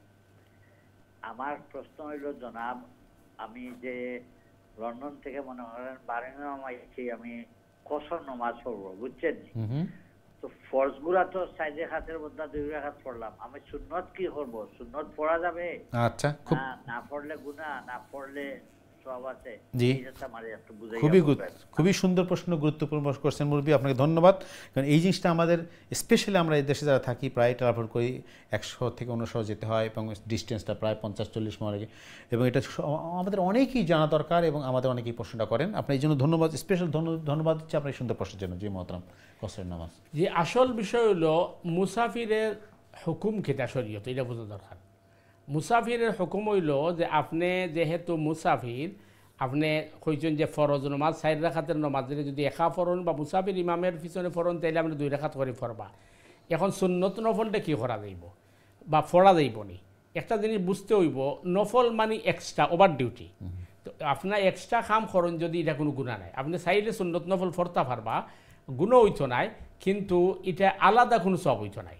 সেখানে সব হইতো নাই, যেহেতু সুন্নত নফল একজন মুসাফিরের লাগেই মাফ করে দেওয়া হয়েছে। তো সহজ বিষয় হইলো, আমি বুঝবার লাগে আপনারা করাম, একজন মানুষ অসুস্থ বা হুইল চেয়ারে থাকেন, তার লাগি জমাতে যাওয়া জরুরি নাই, কারণ মাজুর মা বইনের লাগি জমাতে যাওয়া জরুরি নাই। তো একজন অসুস্থ মানুষের যে হয় মসজিদে গিয়ে জমাত ফরমু, এটার তো দোষের কিছু নাই, কিন্তু থানডে এটার লাগি জিজ্ঞাসাবাদ করা হইতো নাই। একইভাবে মুসাফিরের লাগি সুন্নত নফল এগুলো হইল অপশনাল, তার লাগি পড়া জরুরি নাই, পড়লে কোনো গুণ হইতো নাই, আপনি চাইলে পড়তা পারেন। এখন প্রশ্ন হইল যে পড়লে আলাদা সব কিনা, আলাদা সব নাই। এখানে যেহেতু শরীয়তে আপনারে মাফ করে দিছে, আপনি পড়লে সব পাইবা। এখন কেউ যদি মনে করে এই কথা যেহেতু মুসাফির অবস্থায় দোয়া কবুল হয়, আর দোয়ার মাঝে সবচেয়ে পাওয়ারফুল যেহেতু নামাজের ভিতরে দোয়া, তো আমি মুসাফিরি অবস্থায় 2 রাকাত 4 রাকাত 6 রাকাত ফারমু, সুন্নত নফল তাহাইয়াতুল ওযু ফরমু, এর মাঝে দোয়া কবুল হইব, এটা তার উত্তম ধারণা। এখন তৃতীয় হইল যে ফরজ তো আপনি পড়তে হইব, সুন্নত নফল আপনার লাগি মা পড়লে সব আছে, না পড়লে কোনো গুনাহ নাই। ভিতরের অবস্থা কিটা? ভিতরের ব্যাপারে মাসআলা হইল যে রাসূল করিম সাল্লাল্লাহু আলাইহি ওয়াসাল্লাম সফররত অবস্থায় কোনোদিন ভিতর ছাড়ছেন না, এর লাগি ভিতর পড়ে লওয়াটা উত্তম। এখন আপনি ফরজ আদায় করবা ভিতর আদায় করবা। এখন প্রশ্ন হইব অনেকে আবার প্রশ্ন করেন, তা আমি যখন সুন্নত ফরমু ফরজ তো বললাম 2 রাকাত, তাইলে জোহরের আগের 4 রাকাত পড়তাম না 6 রাকাত পড়তাম, এটা আপনার ইচ্ছা। কারণ এইটা তো আপনার উপরে জরুরি নাই, আপনি 2 রাকাতও পড়তে পারবা, 4 রাকাত পড়তে পারবা, 6 রাকাত পড়তে পারবা, আপনার যতটুক আপনার মানে ভালো লাগে পড়তে পারবা। তবে মুসাফিরি অবস্থায় সুন্নত নফল পড়া গুনাহ নাই, এটা অপশনাল, আপনি চাইলে পড়তে পারেন, যত রাকাত ইচ্ছা আপনার পড়তে পারেন। আশা করি ক্লিয়ার হয়েছে। আল্লাহু আ'লামু বিসসাওয়াব। জাযাকাল্লাহ। খুবই গুরুত্বপূর্ণ প্রশ্ন আমাদের সময় দর্শক করছেন। আসলে মহতারাম, এই যে আমাদের কিছু মানে কনসেপশন ঠিক না যে আসলে কোনটা করা জরুরি। অনেক সময় যেটা জরুরি সেটা আমরা করি না, কিন্তু এটা ভালো জিনিস। আপনি যেটা বললেন যে আমাদের সুন্নত নফল যেটা আছে এক্সট্রা করলে তো ভালো জিনিস, যত পড়বেন ততই আমার নিজের সওয়াব বাড়লো, আমার আল্লাহর কাছে আমার অবস্থানটা ভালো হলো। কিন্তু এটা পড়তে হবে এমন কথা না, জি জি, জরুরি না। কিন্তু না পড়লে গুনাহ নেই, কিন্তু পড়লে আপনি সব তো অবশ্যই পাবেন। জি জি। জাযাকাল্লাহ খাইরান। সময় দর্শক আপনার আবার ধন্যবাদ হচ্ছে। সুন্দর প্রশ্নের জন্য চলে যাচ্ছে আমাদের পরবর্তী দর্শক আছে। সময় দর্শক, আসসালামু আলাইকুম, আপনার প্রশ্ন করুন প্লিজ। আসসালামু আলাইকুম। ওয়ালাইকুম আসসালাম রহমতুল্লাহ। জি, কি প্রশ্ন বলেন? একজন মানুষ কইলা যে কিয়ামতের মাঠে বুঝি মরার পরে মা বাপে দেখা হইব, স্বামী স্ত্রী দেখা হইব, ভাই বোনে দেখা হয় না বুঝি, নকশা তাকিটা কইলা তানি কথা বুঝাইয়া কইলা মরার পরে বুঝি আর ভাই বোনে দেখা হয় না, নকশা তাকিটা কইলা এখন আসছে। আচ্ছা ঠিক আছে, বুঝাইয়া কইবা। আপনি কোথায় শুনছেন এই কথাটা? ওই এখন মেয়ে তো আবার এখন মেয়ে কান্দা, তার মেয়ে কইয়া দেখছে। আচ্ছা ঠিক আছে, দেখলাম। আচ্ছা ঠিক আছে ঠিক আছে, আপনি প্রশ্ন করছেন, ধন্যবাদ আপনার প্রশ্নের জন্য। আপনি দয়া করে ফোন রেখে টিভিতে অনুষ্ঠান দেখতে থাকুন, আমরা আমাদের সম্মানিত শাইখের কাছে শুনবো ইনশাআল্লাহ। জি, আসলে বোন এই কথাটা লইয়া বেশ কিছুদিন ধরে খুবই মানে আপনার আলোচনা সমালোচনা পর্যালোচনা ওর যে এই জান্নাতও বাই বইনে দেখা হইতো নাই। আসলে এই কথাটা হয়তো বুঝার ভুল হইছে, বা যেন আলোচনা করছেন কীভাবে করছে আমরা জানি না। বিষয়টা হইল যে হাসরের মাঠের কথা কওয়া হয়েছে, কেউ কেউরে চিন্ত নাই, সবাই নিজে সব ইয়া নফসি থাকবো। মায়ে বাপরে চিন্ত নাই, বাপে ছেলে চিন্ত নাই, একজন আরেকজনে দৌড়াইব, কেউ কেউরে ফাত্তা দুজন এখন যার যে যান বাঁচাও। আর বাই বোনের লাগে দেখা হইতো না, এই কথাটা সঠিক নাই। এখানে কোরআনে কারীমও কওয়া হয়েছে যে রব্বানা ওয়াদখিলহুম জান্নাতি আদনিল্লাতি ওয়া'আদতাহুম মান সালাহা মিন আবাইহিম ওয়া আজওয়াজিহিম ওয়া যুররিয়াতিহিম ইন্নাকা আনতাল আজিজুল হাকীম। যখন জান্নাতীরে কইব জান্নাতে যাওয়ার লাগে, তখন জান্নাতি কইবে আল্লাহ আমার ওয়াইফ, আমার ছেলে মেয়ে, আমার এই ভাই বেরাদর, এরা তো আমি দেখলাম না, এরা তো কই। তখন আল্লাহ সুবহানাহু তাআলা এরা যদি ইমানদার হয় তাহলে জান্নাতির এই আশারে পুরা করার লাগি তার পরিবারবর্গের আল্লাহ জান্নাত দিবা। 2 নম্বর বিষয় হলো আরেকটা কথা আমরা সমাজ যে খুবই মানে বেশি আলোচিত, যে যে সমস্ত পশু পাখি আমরা লালন করি, এই পশু পাখি আপনি বিড়াল অথবা যে জিনিসগুলো আমরা মানে গৃহপালিত রাখি হালাল যেগুলো আছে, এইগুলা জান্নাত অনেকে প্রশ্ন করেন যেগুলো জান্নাত পাওয়া যাইব কি না। এই ব্যাপারে হাদিসের মাঝে আছে যে 10টা প্রাণী জান্নাত যাইব, কিন্তু হাদিসটা খুবই দুর্বল। আসহাবে কাহফের কুকুর, সালেহ আলাইহিস সালামের উটনি, এইভাবে 10টা প্রাণীর কথা হওয়া হয়েছে জান্নাত যাইব, হাদিসটা দুর্বল। আসল বিষয় হইছে যে যেহেতু হাদিসের মাঝে আইছে অথবা কোরআনও আইছে জান্নাত জাহান্নাম শুধুমাত্র মানব এবং জিন জাতির লাগি, আর কেউ লাগি নাই। সুতরাং পশু পাখিরলে জান্নাত জাহান্নাম নাই। তো এখানে একটা জিনিস বোঝার কথা যে দুনিয়াটাও তো মানুষ এবং জিনের লাগি, পশু পাখির লাগি নাই। কারণ আপনার একটা বিড়াল যদি আপনি ভালো হইন, এই বিড়ালের গড় তো আপনার গড় আছিল না, আপনি তারা জায়গা দিছেন। তো সুতরাং বোঝা যায় যে আল্লাহ সুবহানাহু তাআলা কইছেন যে ওয়ালাকুম ফিহা মা তাশতাহি আনফুসুকুম ওয়ালাকুম ফিহা মা তাদউন, জান্নাতীয় হলে যা চাইব আমি তারে তা দিব। সুতরাং আল্লাহর কাছে যদি চাই কথা যে আল্লাহ আমার দুনিয়া থাকতে একটা বিড়াল আছে, এটা আমি খুব ভালোবাসতাম, সুতরাং এটা আমার মানে চাই, আল্লাহ তাও দিবা। কিন্তু গড়টা জান্নাতটা তো মানুষের লাগি, তো এটা বুঝার ভুল। আর বাই বইনের লোকে দেখা হইতো না, এই কথাটা সঠিক নাই। এই কথাটা আমরা সমাজের মধ্যে কীভাবে মানে আইছে এটা আমরা বুঝছি না, হয়তো বুঝার ভুল হয়েছে। আসলে এটা ভুল ধারণা। কারণ আল্লাহ কইছেন যে ফ্যামিলি এমনকি দুনিয়ার যারা লোক আমরা পরিচয় আছে, এরা যদি ইমানদার হইন তাহলে এরারও জান্নাতের মাঝে কী হইব, পরিচয় হইব, দেখা হইব, উঠা বসা হইব। আসলে ওই যে কোরআনের আয়াত যেটা আছে যে হাসরের ময়দানে মানুষ একেবারে কী হয়ে যাব, বেফানা হয়ে যাব আর খালি রব্বি নফসি কইব। এই কথাটা হয়তো কেউ ব্যাখ্যা দিতে গিয়া মানে আমরা ভুল বুঝছি। আশা করি ক্লিয়ার হয়তো এখানে ঘটনাটা মানে উপস্থাপন করাটা আমার ঠিক মতো হয়নি, আর যারা বুঝছেন তারা ঠিক মতো বোঝেনি। কিন্তু একটা এর আগে তো আপনি এর আগে কথা বলছেন যে যারা ইমানদার ভালো মানুষ হবে এবং এই দুনিয়ায় যাদের উঠা বসা থাকবে, পরকালে তারা তাদের সাথে অবশ্যই অবশ্যই এখানে কথা বলে যে যারা সত্যিকার ইমানদার জান্নাতি হবে, পরকালে তাদের একসাথে থাকবে। একসাথে অবশ্যই। আপনি সুন্দর একটা জিনিস জানলাম, আপনাকে ধন্যবাদ সময় দর্শক প্রশ্ন করার জন্য।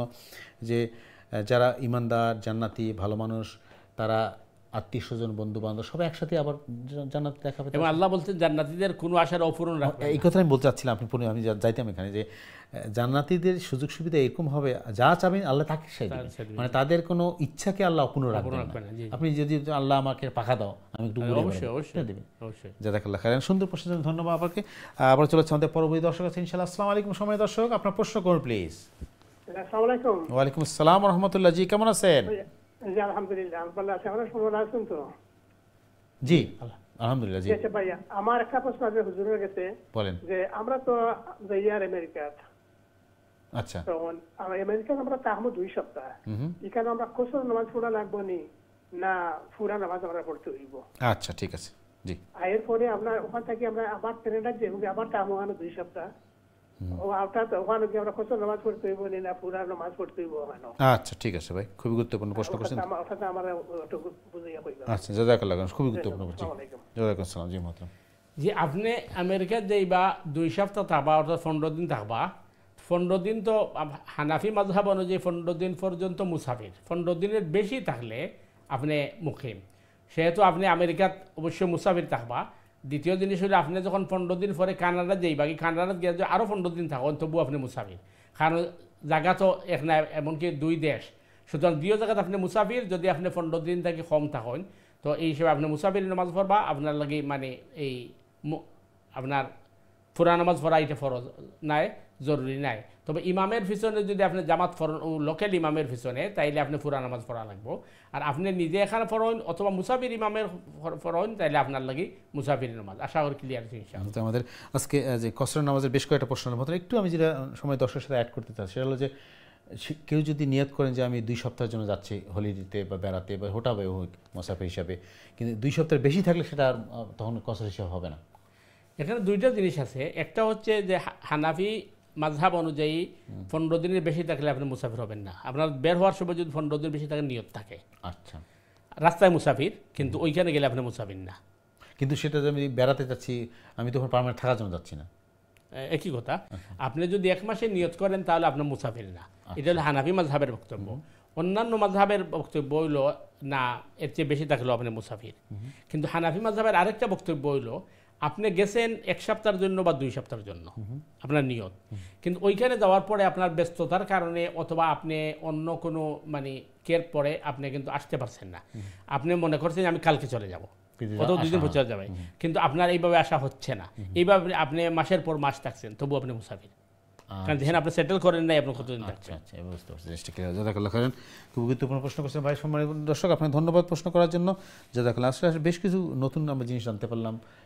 মাতরাম ধন্যবাদ আপনাকে এবং সম্মানিত দর্শকদের আমরা ধন্যবাদ যাচ্ছি আপনাদের প্রশ্নগুলো করার জন্য। এরপরে আরেকটা জিনিস হচ্ছে, ওই যে আগে আমাদের যে ভাই প্রশ্ন করেছিলেন যে মুসাফিরি অবস্থায় সুন্নত নফল পড়া যাবে কিনা, এই প্রশ্নটা কি জন্য আসছে মনে হয় আমার, মানে আমরা তো জানি যে ফরজ নামাজ আল্লাহ 4 রাকাতের 2 রাকাত করে দিয়েছেন। তো ফরজ নামাজ যখন আল্লাহ কমাইয়ে দিলেন, তাহলে সুন্নত নফল দরকার কিনা? আল্লাহ এটাই বুঝাইছেন যে যেহেতু মুসাফিরের লাগে ফরজে আমি মানে শর্ট করে দিছি, সুতরাং সুন্নত নফল না পড়লে কোনো গুনাহ নাই, কিন্তু ইচ্ছা করলে পড়লে কোনো অসুবিধা নাই, কারণ এটা হারাম করা হয় নাই। বলা হচ্ছে তোমার জন্য মাফ, কারণ ফরজে আমি কম করে দিছি আমার দয়া অনুগ্রহে। তো এই জন্য মুসাফিরের জন্য আপনি মনে করেন ওই অনেকটা কমপ্লিকেটেড ওই যায় আমাদের কাছে, যেহেতু মাসলাটা মানে সচরাচর নাই। 1 নাম্বার 2 হচ্ছে যে কোরআন বলছে ওইদা দরাবতুম বিল আরদি ফালাইসা আলাইকুম জুনাহুন আন তাকসুরু মিনাস সালাহ। যখন তোমরা ওই জিহাদের ময়দানে থাকবে, তখন যদি তোমরা নামাজের কম করে দাও, অর্থাৎ ওই যে মুসাফির নামাজ যেটা বলছে, অথবা আরেকটা সালাতুল খৌফ, অর্থাৎ জিহাদের ময়দানে যে জামাত হবে, ওই নামাজ যদি হয়, কারণ আপনি মুসাফিরের নামাজ 2 রাকাত, সালাতুল খৌফের নামাজ কিন্তু ওই সবার কি হবে না, পুরাপুরি হবে না। ইমাম পুরা পড়বেন, কিন্তু মুসল্লির আসা যাওয়া করবেন একদল যুদ্ধের সাথে। যুদ্ধের সাথে।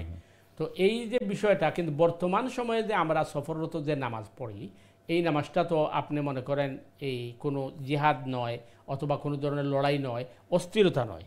আর আগে মনে করেন ওই এক দেশ থেকে আরেক দেশে যেতে মানুষের 15 দিন মাসের পর মাস লাগতো, কষ্ট হতো। এখন তো এত কষ্ট হয় না। আপনি মনে করেন ওই 9 ঘন্টা সিলেট চলে যাচ্ছেন, তাহলে মুসাফির হুকুম কি? আসলে আল্লাহ রসুলকে জিজ্ঞেস করা উচিত, ইয়া রসুল্লাহ, ওইটা তো জিহাদের জন্য আসছিল। তো আল্লাহ রসুল সাল্লাল্লাহু আলাইহি ওয়াসাল্লাম বললেন যে এটা আল্লাহর বান্দাদের প্রতি আল্লাহর গিফট।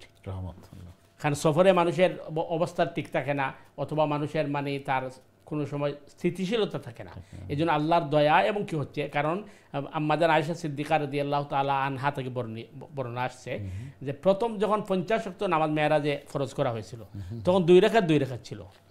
যার কারণে আল্লাহ সুবহানাহু ওয়া তাআলা করছেন কি, যে স্বভাবত মানে 2 রাকাতের 4 রাকাত করে দিচ্ছেন, আর মুসাফির এবং জিহাদের জন্য ওই প্রথম যে 2 রাকাত ফরজ হয়েছিল ওইটা রেখে দিয়েছেন। এটা আল্লাহ বান্দা এবং বান্দার প্রতি আল্লাহর গিফট। তো এই জন্য আমরা দয়া অবশ্যই, এই জন্য আমরা কিন্তু আল্লাহর শুকরিয়া আদায় করা দরকার। কারণ আল্লাহ রসুল বলছেন আর দিন ইউসরা, আল্লাহ দিন রেখে ইজি করে দিয়েছেন। কিন্তু দেখা যাচ্ছে আমরা এরপরেও আমাদের সমাজে অনেক মানুষ আছে, আমরা অবহেলা করে নামাজকে পড়ি না, অথবা নামাজকে কাজা করি, অথবা নামাজকে নিয়ে তাড়াহুড়া করি। এগুলা থেকে যেন আল্লাহ আমাদেরকে হেফাজত করেন। আমি আসলে খুব গুরুত্বপূর্ণ আমাদের প্রশ্ন আজকে আলোচনা হলো। মাত্র একটু আমাদের সময় দর্শক আরেকটা জিনিস প্রশ্ন করছেন। আসলে আপনি আলোচনায় বলছিলেন যেরকম যে আমরা প্রাতিষ্ঠানিক যে আমাদের এবাদতগুলো আছে এটা নিয়ে এত বেশি ব্যস্ত থাকি, এবং আমরা অন্য যে আরও অনেক গুরুত্বপূর্ণ এবাদত আছে, ফরজ এবাদত, সেগুলো আমরা খেয়াল করি না, যেটা আপনি হুফগুলো এবাদতের কথা বললেন। পাশাপাশি আরেকটা জিনিস আমরা আলোচনা করছি মাত্র, যে কোরআন হাদিস নিয়ে গবেষণা করা, পড়াশোনা করা, জ্ঞান অর্জন করা, এটা তো রাসূল সাল্লাল্লাহু আলাইহি ওয়াসাল্লাম একটা হাদিস ক্লিয়ারলি আপনার এর আগে বলছেন যে একজন জ্ঞানী মানুষ যখন 1 ঘন্টা যদি গবেষণা করে কোরআন হাদিস নিয়ে, আল্লাহর সৃষ্টি নিয়ে, আল্লাহর জগৎ নিয়ে, সারা রাত যদি কোনো মুনাফা তার চেয়ে বেশি। এইবার একটু যে আমাদের জানাতেন মহতরম। এই জন্য বলছি যে আসলে আমাদের সমাজে আমরা আসলে জ্ঞান অর্জনকে, পড়াশোনাকে অতটা গুরুত্ব দেই না, এবং এই জন্যই কিন্তু আমরা মুসলিমরা অনেক পিছিয়ে আছি। কারণ কি, আমরা গবেষণার দিকে নাই, পড়াশোনার দিকে নাই, জ্ঞান অর্জনের দিকে অনীহা, এবং এই জন্যই তো আমাদের ধর্মের সম্বন্ধে আমাদের জ্ঞানটা কম, এবং আমরা মিসগাইডেড হচ্ছি। কেন? আমাদের অন্য মানুষগুলো আমাকে খুব সহজেই মিসগাইড করতে, এই জন্য যে আমাদের ধর্মই আমরা জানি না, আমরা ধর্মটা কী এটাই আমরা বুঝি না, যে কী করা উচিত, কী করা উচিত না, কোনটা ফলো করা উচিত, কোনটা ফলো করা উচিত, কোনটা মানা উচিত, কোনটা মানা উচিত, এই ধারণাই আমাদের নাই। দেখেন, আল্লাহ সুবহানাহু ওয়া তাআলা আদম আলাইহিস সালামকে সৃষ্টি করার পরে আল্লাহ বলছেন ওয়া আল্লামা আদম আল আসমাআ কুল্লাহা, আদমকে আমি সর্বপ্রথম জিনিস এর নামসমূহ শিক্ষা দেই। এর মানে আমি তাকে আগে নলেজ দেই, ইলম দেই। তাইলে আল্লাহ বলতে পারতেন যে আদমের সৃষ্টি করে আমি বলছি যে আগে আমাকে সিজদা করো, আদম আলাইহিস সালামকে এটা বলা হয় নাই। আল্লাহ বলছেন আদমকে আমি প্রথমে নলেজ দিতেছি। আর রসুল করিম সাল্লাল্লাহু আলাইহি ওয়াসাল্লামের উপর যখন ওহী নাজিল হয়, তখন সর্বপ্রথম শব্দ ছিল ইকরা, পড়ো। তাহলে বোঝা যাচ্ছে যে আসলে নলেজ অর্জন করা, পড়া, এটি হচ্ছে প্রথম, এরপরে আমল। কারণ আমার যদি নলেজ না থাকে, ইলিম না থাকে, আমি মাসলা মাসাইল না জানি, তাহলে আমি আমল করবো কিভাবে, এবং অন্যায় ভুল আমল করবো, আমি জানবো না তো কোনটা সঠিক কোনটা সঠিক। আমি তো নামাজ পড়তে হলে অবশ্যই আমাকে নামাজের নিয়ম কানুন জানতে হবে। দ্বিতীয় জিনিস হচ্ছে, একটা হচ্ছে আবেগ আর একটা হচ্ছে বিবেক। ওই যে আমাদেরকে বোন প্রশ্ন করেছিলেন, উনি হয়তো চিন্তা করছেন একজন মানুষকে যদি আমি যাকাতের পয়সায় উমরাত পাঠাইতে পারি, তো উনি মক্কা মদিনা দেখবে, সওয়াব আমি পাবো। উনার কিন্তু মানে ইন্টেনশনটা ভালো, চিন্তাটা ভালো, কিন্তু ইসলাম বুঝাচ্ছে আমাদেরকে যে উনি যদি যাই উমরা করে বা হজ করে, তখন তো আমার আল্লাহই পারবে না। কিন্তু একজন মানুষ যদি অসহায় থাকে, অনাথ থাকে, তার যদি খাদ্য ফেটো না থাকে, এইটা দিলে কিন্তু আমি আল্লাহ খুশি হব। কারণ আমি চাইছি দুনিয়া একটা সুন্দর মানবিক একটা সমাজ তৈরি হোক। তো এই জন্য আমাদেরকে ইলম অর্জন করা, এটি হচ্ছে প্রথম। এরপরে কোরআন বলছে ফাসআলু আহলা যিকরি ইন কুনতুম লা তা'লামুন, তোমরা যা জানো না, যারা জানেন তাদের কাছ থেকে প্রশ্ন করে বা জিজ্ঞাসা করে তোমরা জেনে নাও। তো আমাদেরকে জানবার জন্য উদ্বুদ্ধ করা হয়েছে। এরপরে ওই যে আমাদের যে ভাই মানে প্রায় তিনি প্রশ্ন করেন, তিনি যে কথাটা বলছেন সুন্দর জিনিস, যে আবার জানার ব্যাপারে আমাদেরকে সঠিকটা জানতে হবে। কারণ কোনো কিতাব অথবা কোনো বই অথবা কোনো আলেম ওলামা ইসলামের দলিল নয়। ইসলামের দলিল একমাত্র কোরআনে কারীম এবং রসুল করিম সাল্লাল্লাহু আলাইহি ওয়াসাল্লাম। কারণ এই দুই জায়গা হচ্ছে নির্ভুল, নিখুঁত, নির্ভেজাল, আর বাকি সব জায়গায় কিন্তু ভুল শুদ্ধ মিলাইয়া। সুতরাং যেটা ইমাম মালিক রহমতুল্লাহ আলী রসুল করিম সাল্লাল্লাহু আলাইহি ওয়াসাল্লামের রওজা মুবারকের দিয়ে আঙ্গুল দিয়ে ইশারা দিয়ে বলতেন যে ওইখানে যিনি অর্থাৎ রসুল করিম ছাড়া আর কাউকে আপনি অন্ধভাবে বিশ্বাস করতে পারবেন না। কারণ আমি ইমাম মালিকেরও ভুল আছে, স্বভাবত মানুষ তো বলতে ঊর্ধ্বে নয়। তো এই জন্য আমাদেরকে সঠিকটা জানতে হবে এবং জানার চেষ্টা করতে হবে, এবং জানার কোনো শেষ নাই। এবং কোরআনে কারিমে বারবার বলা হচ্ছে যে তোমাদেরকে কোরআনের ব্যাপারে তোমাদেরকে জিজ্ঞাসা করা হবে। সুতরাং আমরা কিন্তু যারা কোরআন পড়তে জানি না, কোরআন বুঝি না, অথবা কোরআন নিয়ে অবহেলা করছি, আমাদেরকে কিন্তু আমরা শুধু জানি রসুল করিম সুপারিশ করেন, অবশ্যই সুপারিশ করবেন, কিন্তু রসুল আমাদের বিরুদ্ধে অভিযোগ করবেন, এটা কোরআনে আছে। ওকাল রসুল ইয়া কওম ইন্নাহাদ কোরআন মাহজুরা, যা রসুল বললেন আল্লাহ আমি আমার উম্মতের কাছে এই কোরআন রেখে আসছিলাম, তারা এই কোরআনকে অনেক দূরে ফেলে দিয়েছে, অবহেলা করেছে। সুতরাং কোরআনকে আমাদেরকে জানতে হবে, বুঝতে হবে, এবং কোরআন নিয়মিত তিলাওয়াত করার চেষ্টা করতে হবে। আল্লাহ সুবহানাহু তাআলা আমাদেরকে বেশি বেশি করে সঠিক নলেজ অর্জন করার তৌফিক দান করুন। জাযাকাল্লাহু মাতরাম। খুবই গুরুত্বপূর্ণ আলোচনা। প্রিয় দর্শকবৃন্দ, আপনারা যারা শুরু থেকে অনুষ্ঠান দেখলেন, আসলে আমরা চেষ্টা করি খুব অল্প সময়ের মধ্যে, আমাদের সীমিত সময়ের মধ্যে চেষ্টা আপনাদের প্রশ্নের জবাব দেয়, পাশাপাশি আমাদের সমসাময়িক বিষয় নিয়ে আলোচনা করে আমাদের জীবন কীভাবে আমরা সুন্দর করতে পারি, আল্লাহ রসুলকে ফলো করে অনুসরণ করে তাদের প্রিয় বান্দা হতে পারি। এবং যেটা মহতারাম শুরুতেই বলছেন যে রসুলকে ভালোবাসলে অর্থ হলো তাকে অনুসরণ করে অনুকরণ করা, তার আদর্শকে নিজে ধারণ করা এবং আমাদের জীবনকে সুন্দরভাবে সাজানো। এই আমাদের প্রচেষ্টা থাকবে এই রবিউল মাসে ইনশাআল্লাহ। আল্লাহ আমাদের সবাই তৌফিক দান করুক। আমার অনুষ্ঠান একদম শেষ পরে চলে আসছে। প্রিয় দর্শকবৃন্দ, আমরা আমাদের সম্মানিত মেহমানকে আবার ধন্যবাদ দেবো, অন্তর থেকে শুকরিয়া আদায় করি তার কাছে যে আমরা প্রতি অনুষ্ঠানে তার কাছে আমরা নতুন জিনিস শিখছি, কোরআন হাদিস থেকে আমাদের জীবনকে সুন্দর আমরা করতে পারি, আল্লাহ রসুলের প্রিয় বান্দা হতে পারি, আল্লাহ রসুলের আমাদের অনুসরণ করতে পারি, কীভাবে সে শিক্ষা আমাদের দিচ্ছেন আমরা চেষ্টা করব, তার এই শিক্ষাকে আমরা নিজের জীবনে অনুসরণের চেষ্টা করবো ইনশাআল্লাহ। আমাদের সবাই তো বিধান করুন। প্রিয় দর্শকবৃন্দ, আজকে আমরা বিদায় নেব ইনশাআল্লাহ। বিদায় যেটা আমরা বরাবরই বলি, আল্লাহ আমাদের সবাই সুস্থ রাখুন, সহি সালামত রাখুন, দিনের পথে রাখুন, এই প্রত্যাশা নিয়ে এবং আপনারা যারা অনুষ্ঠান দেখছেন, মতামত দিয়েছেন, প্রশ্ন করছেন, সবাইকে ধন্যবাদ জানিয়ে আজকের মতো বিদায়। আসসালামু আলাইকুম রহমতুল্লাহি ওয়া বারাকাতুহু।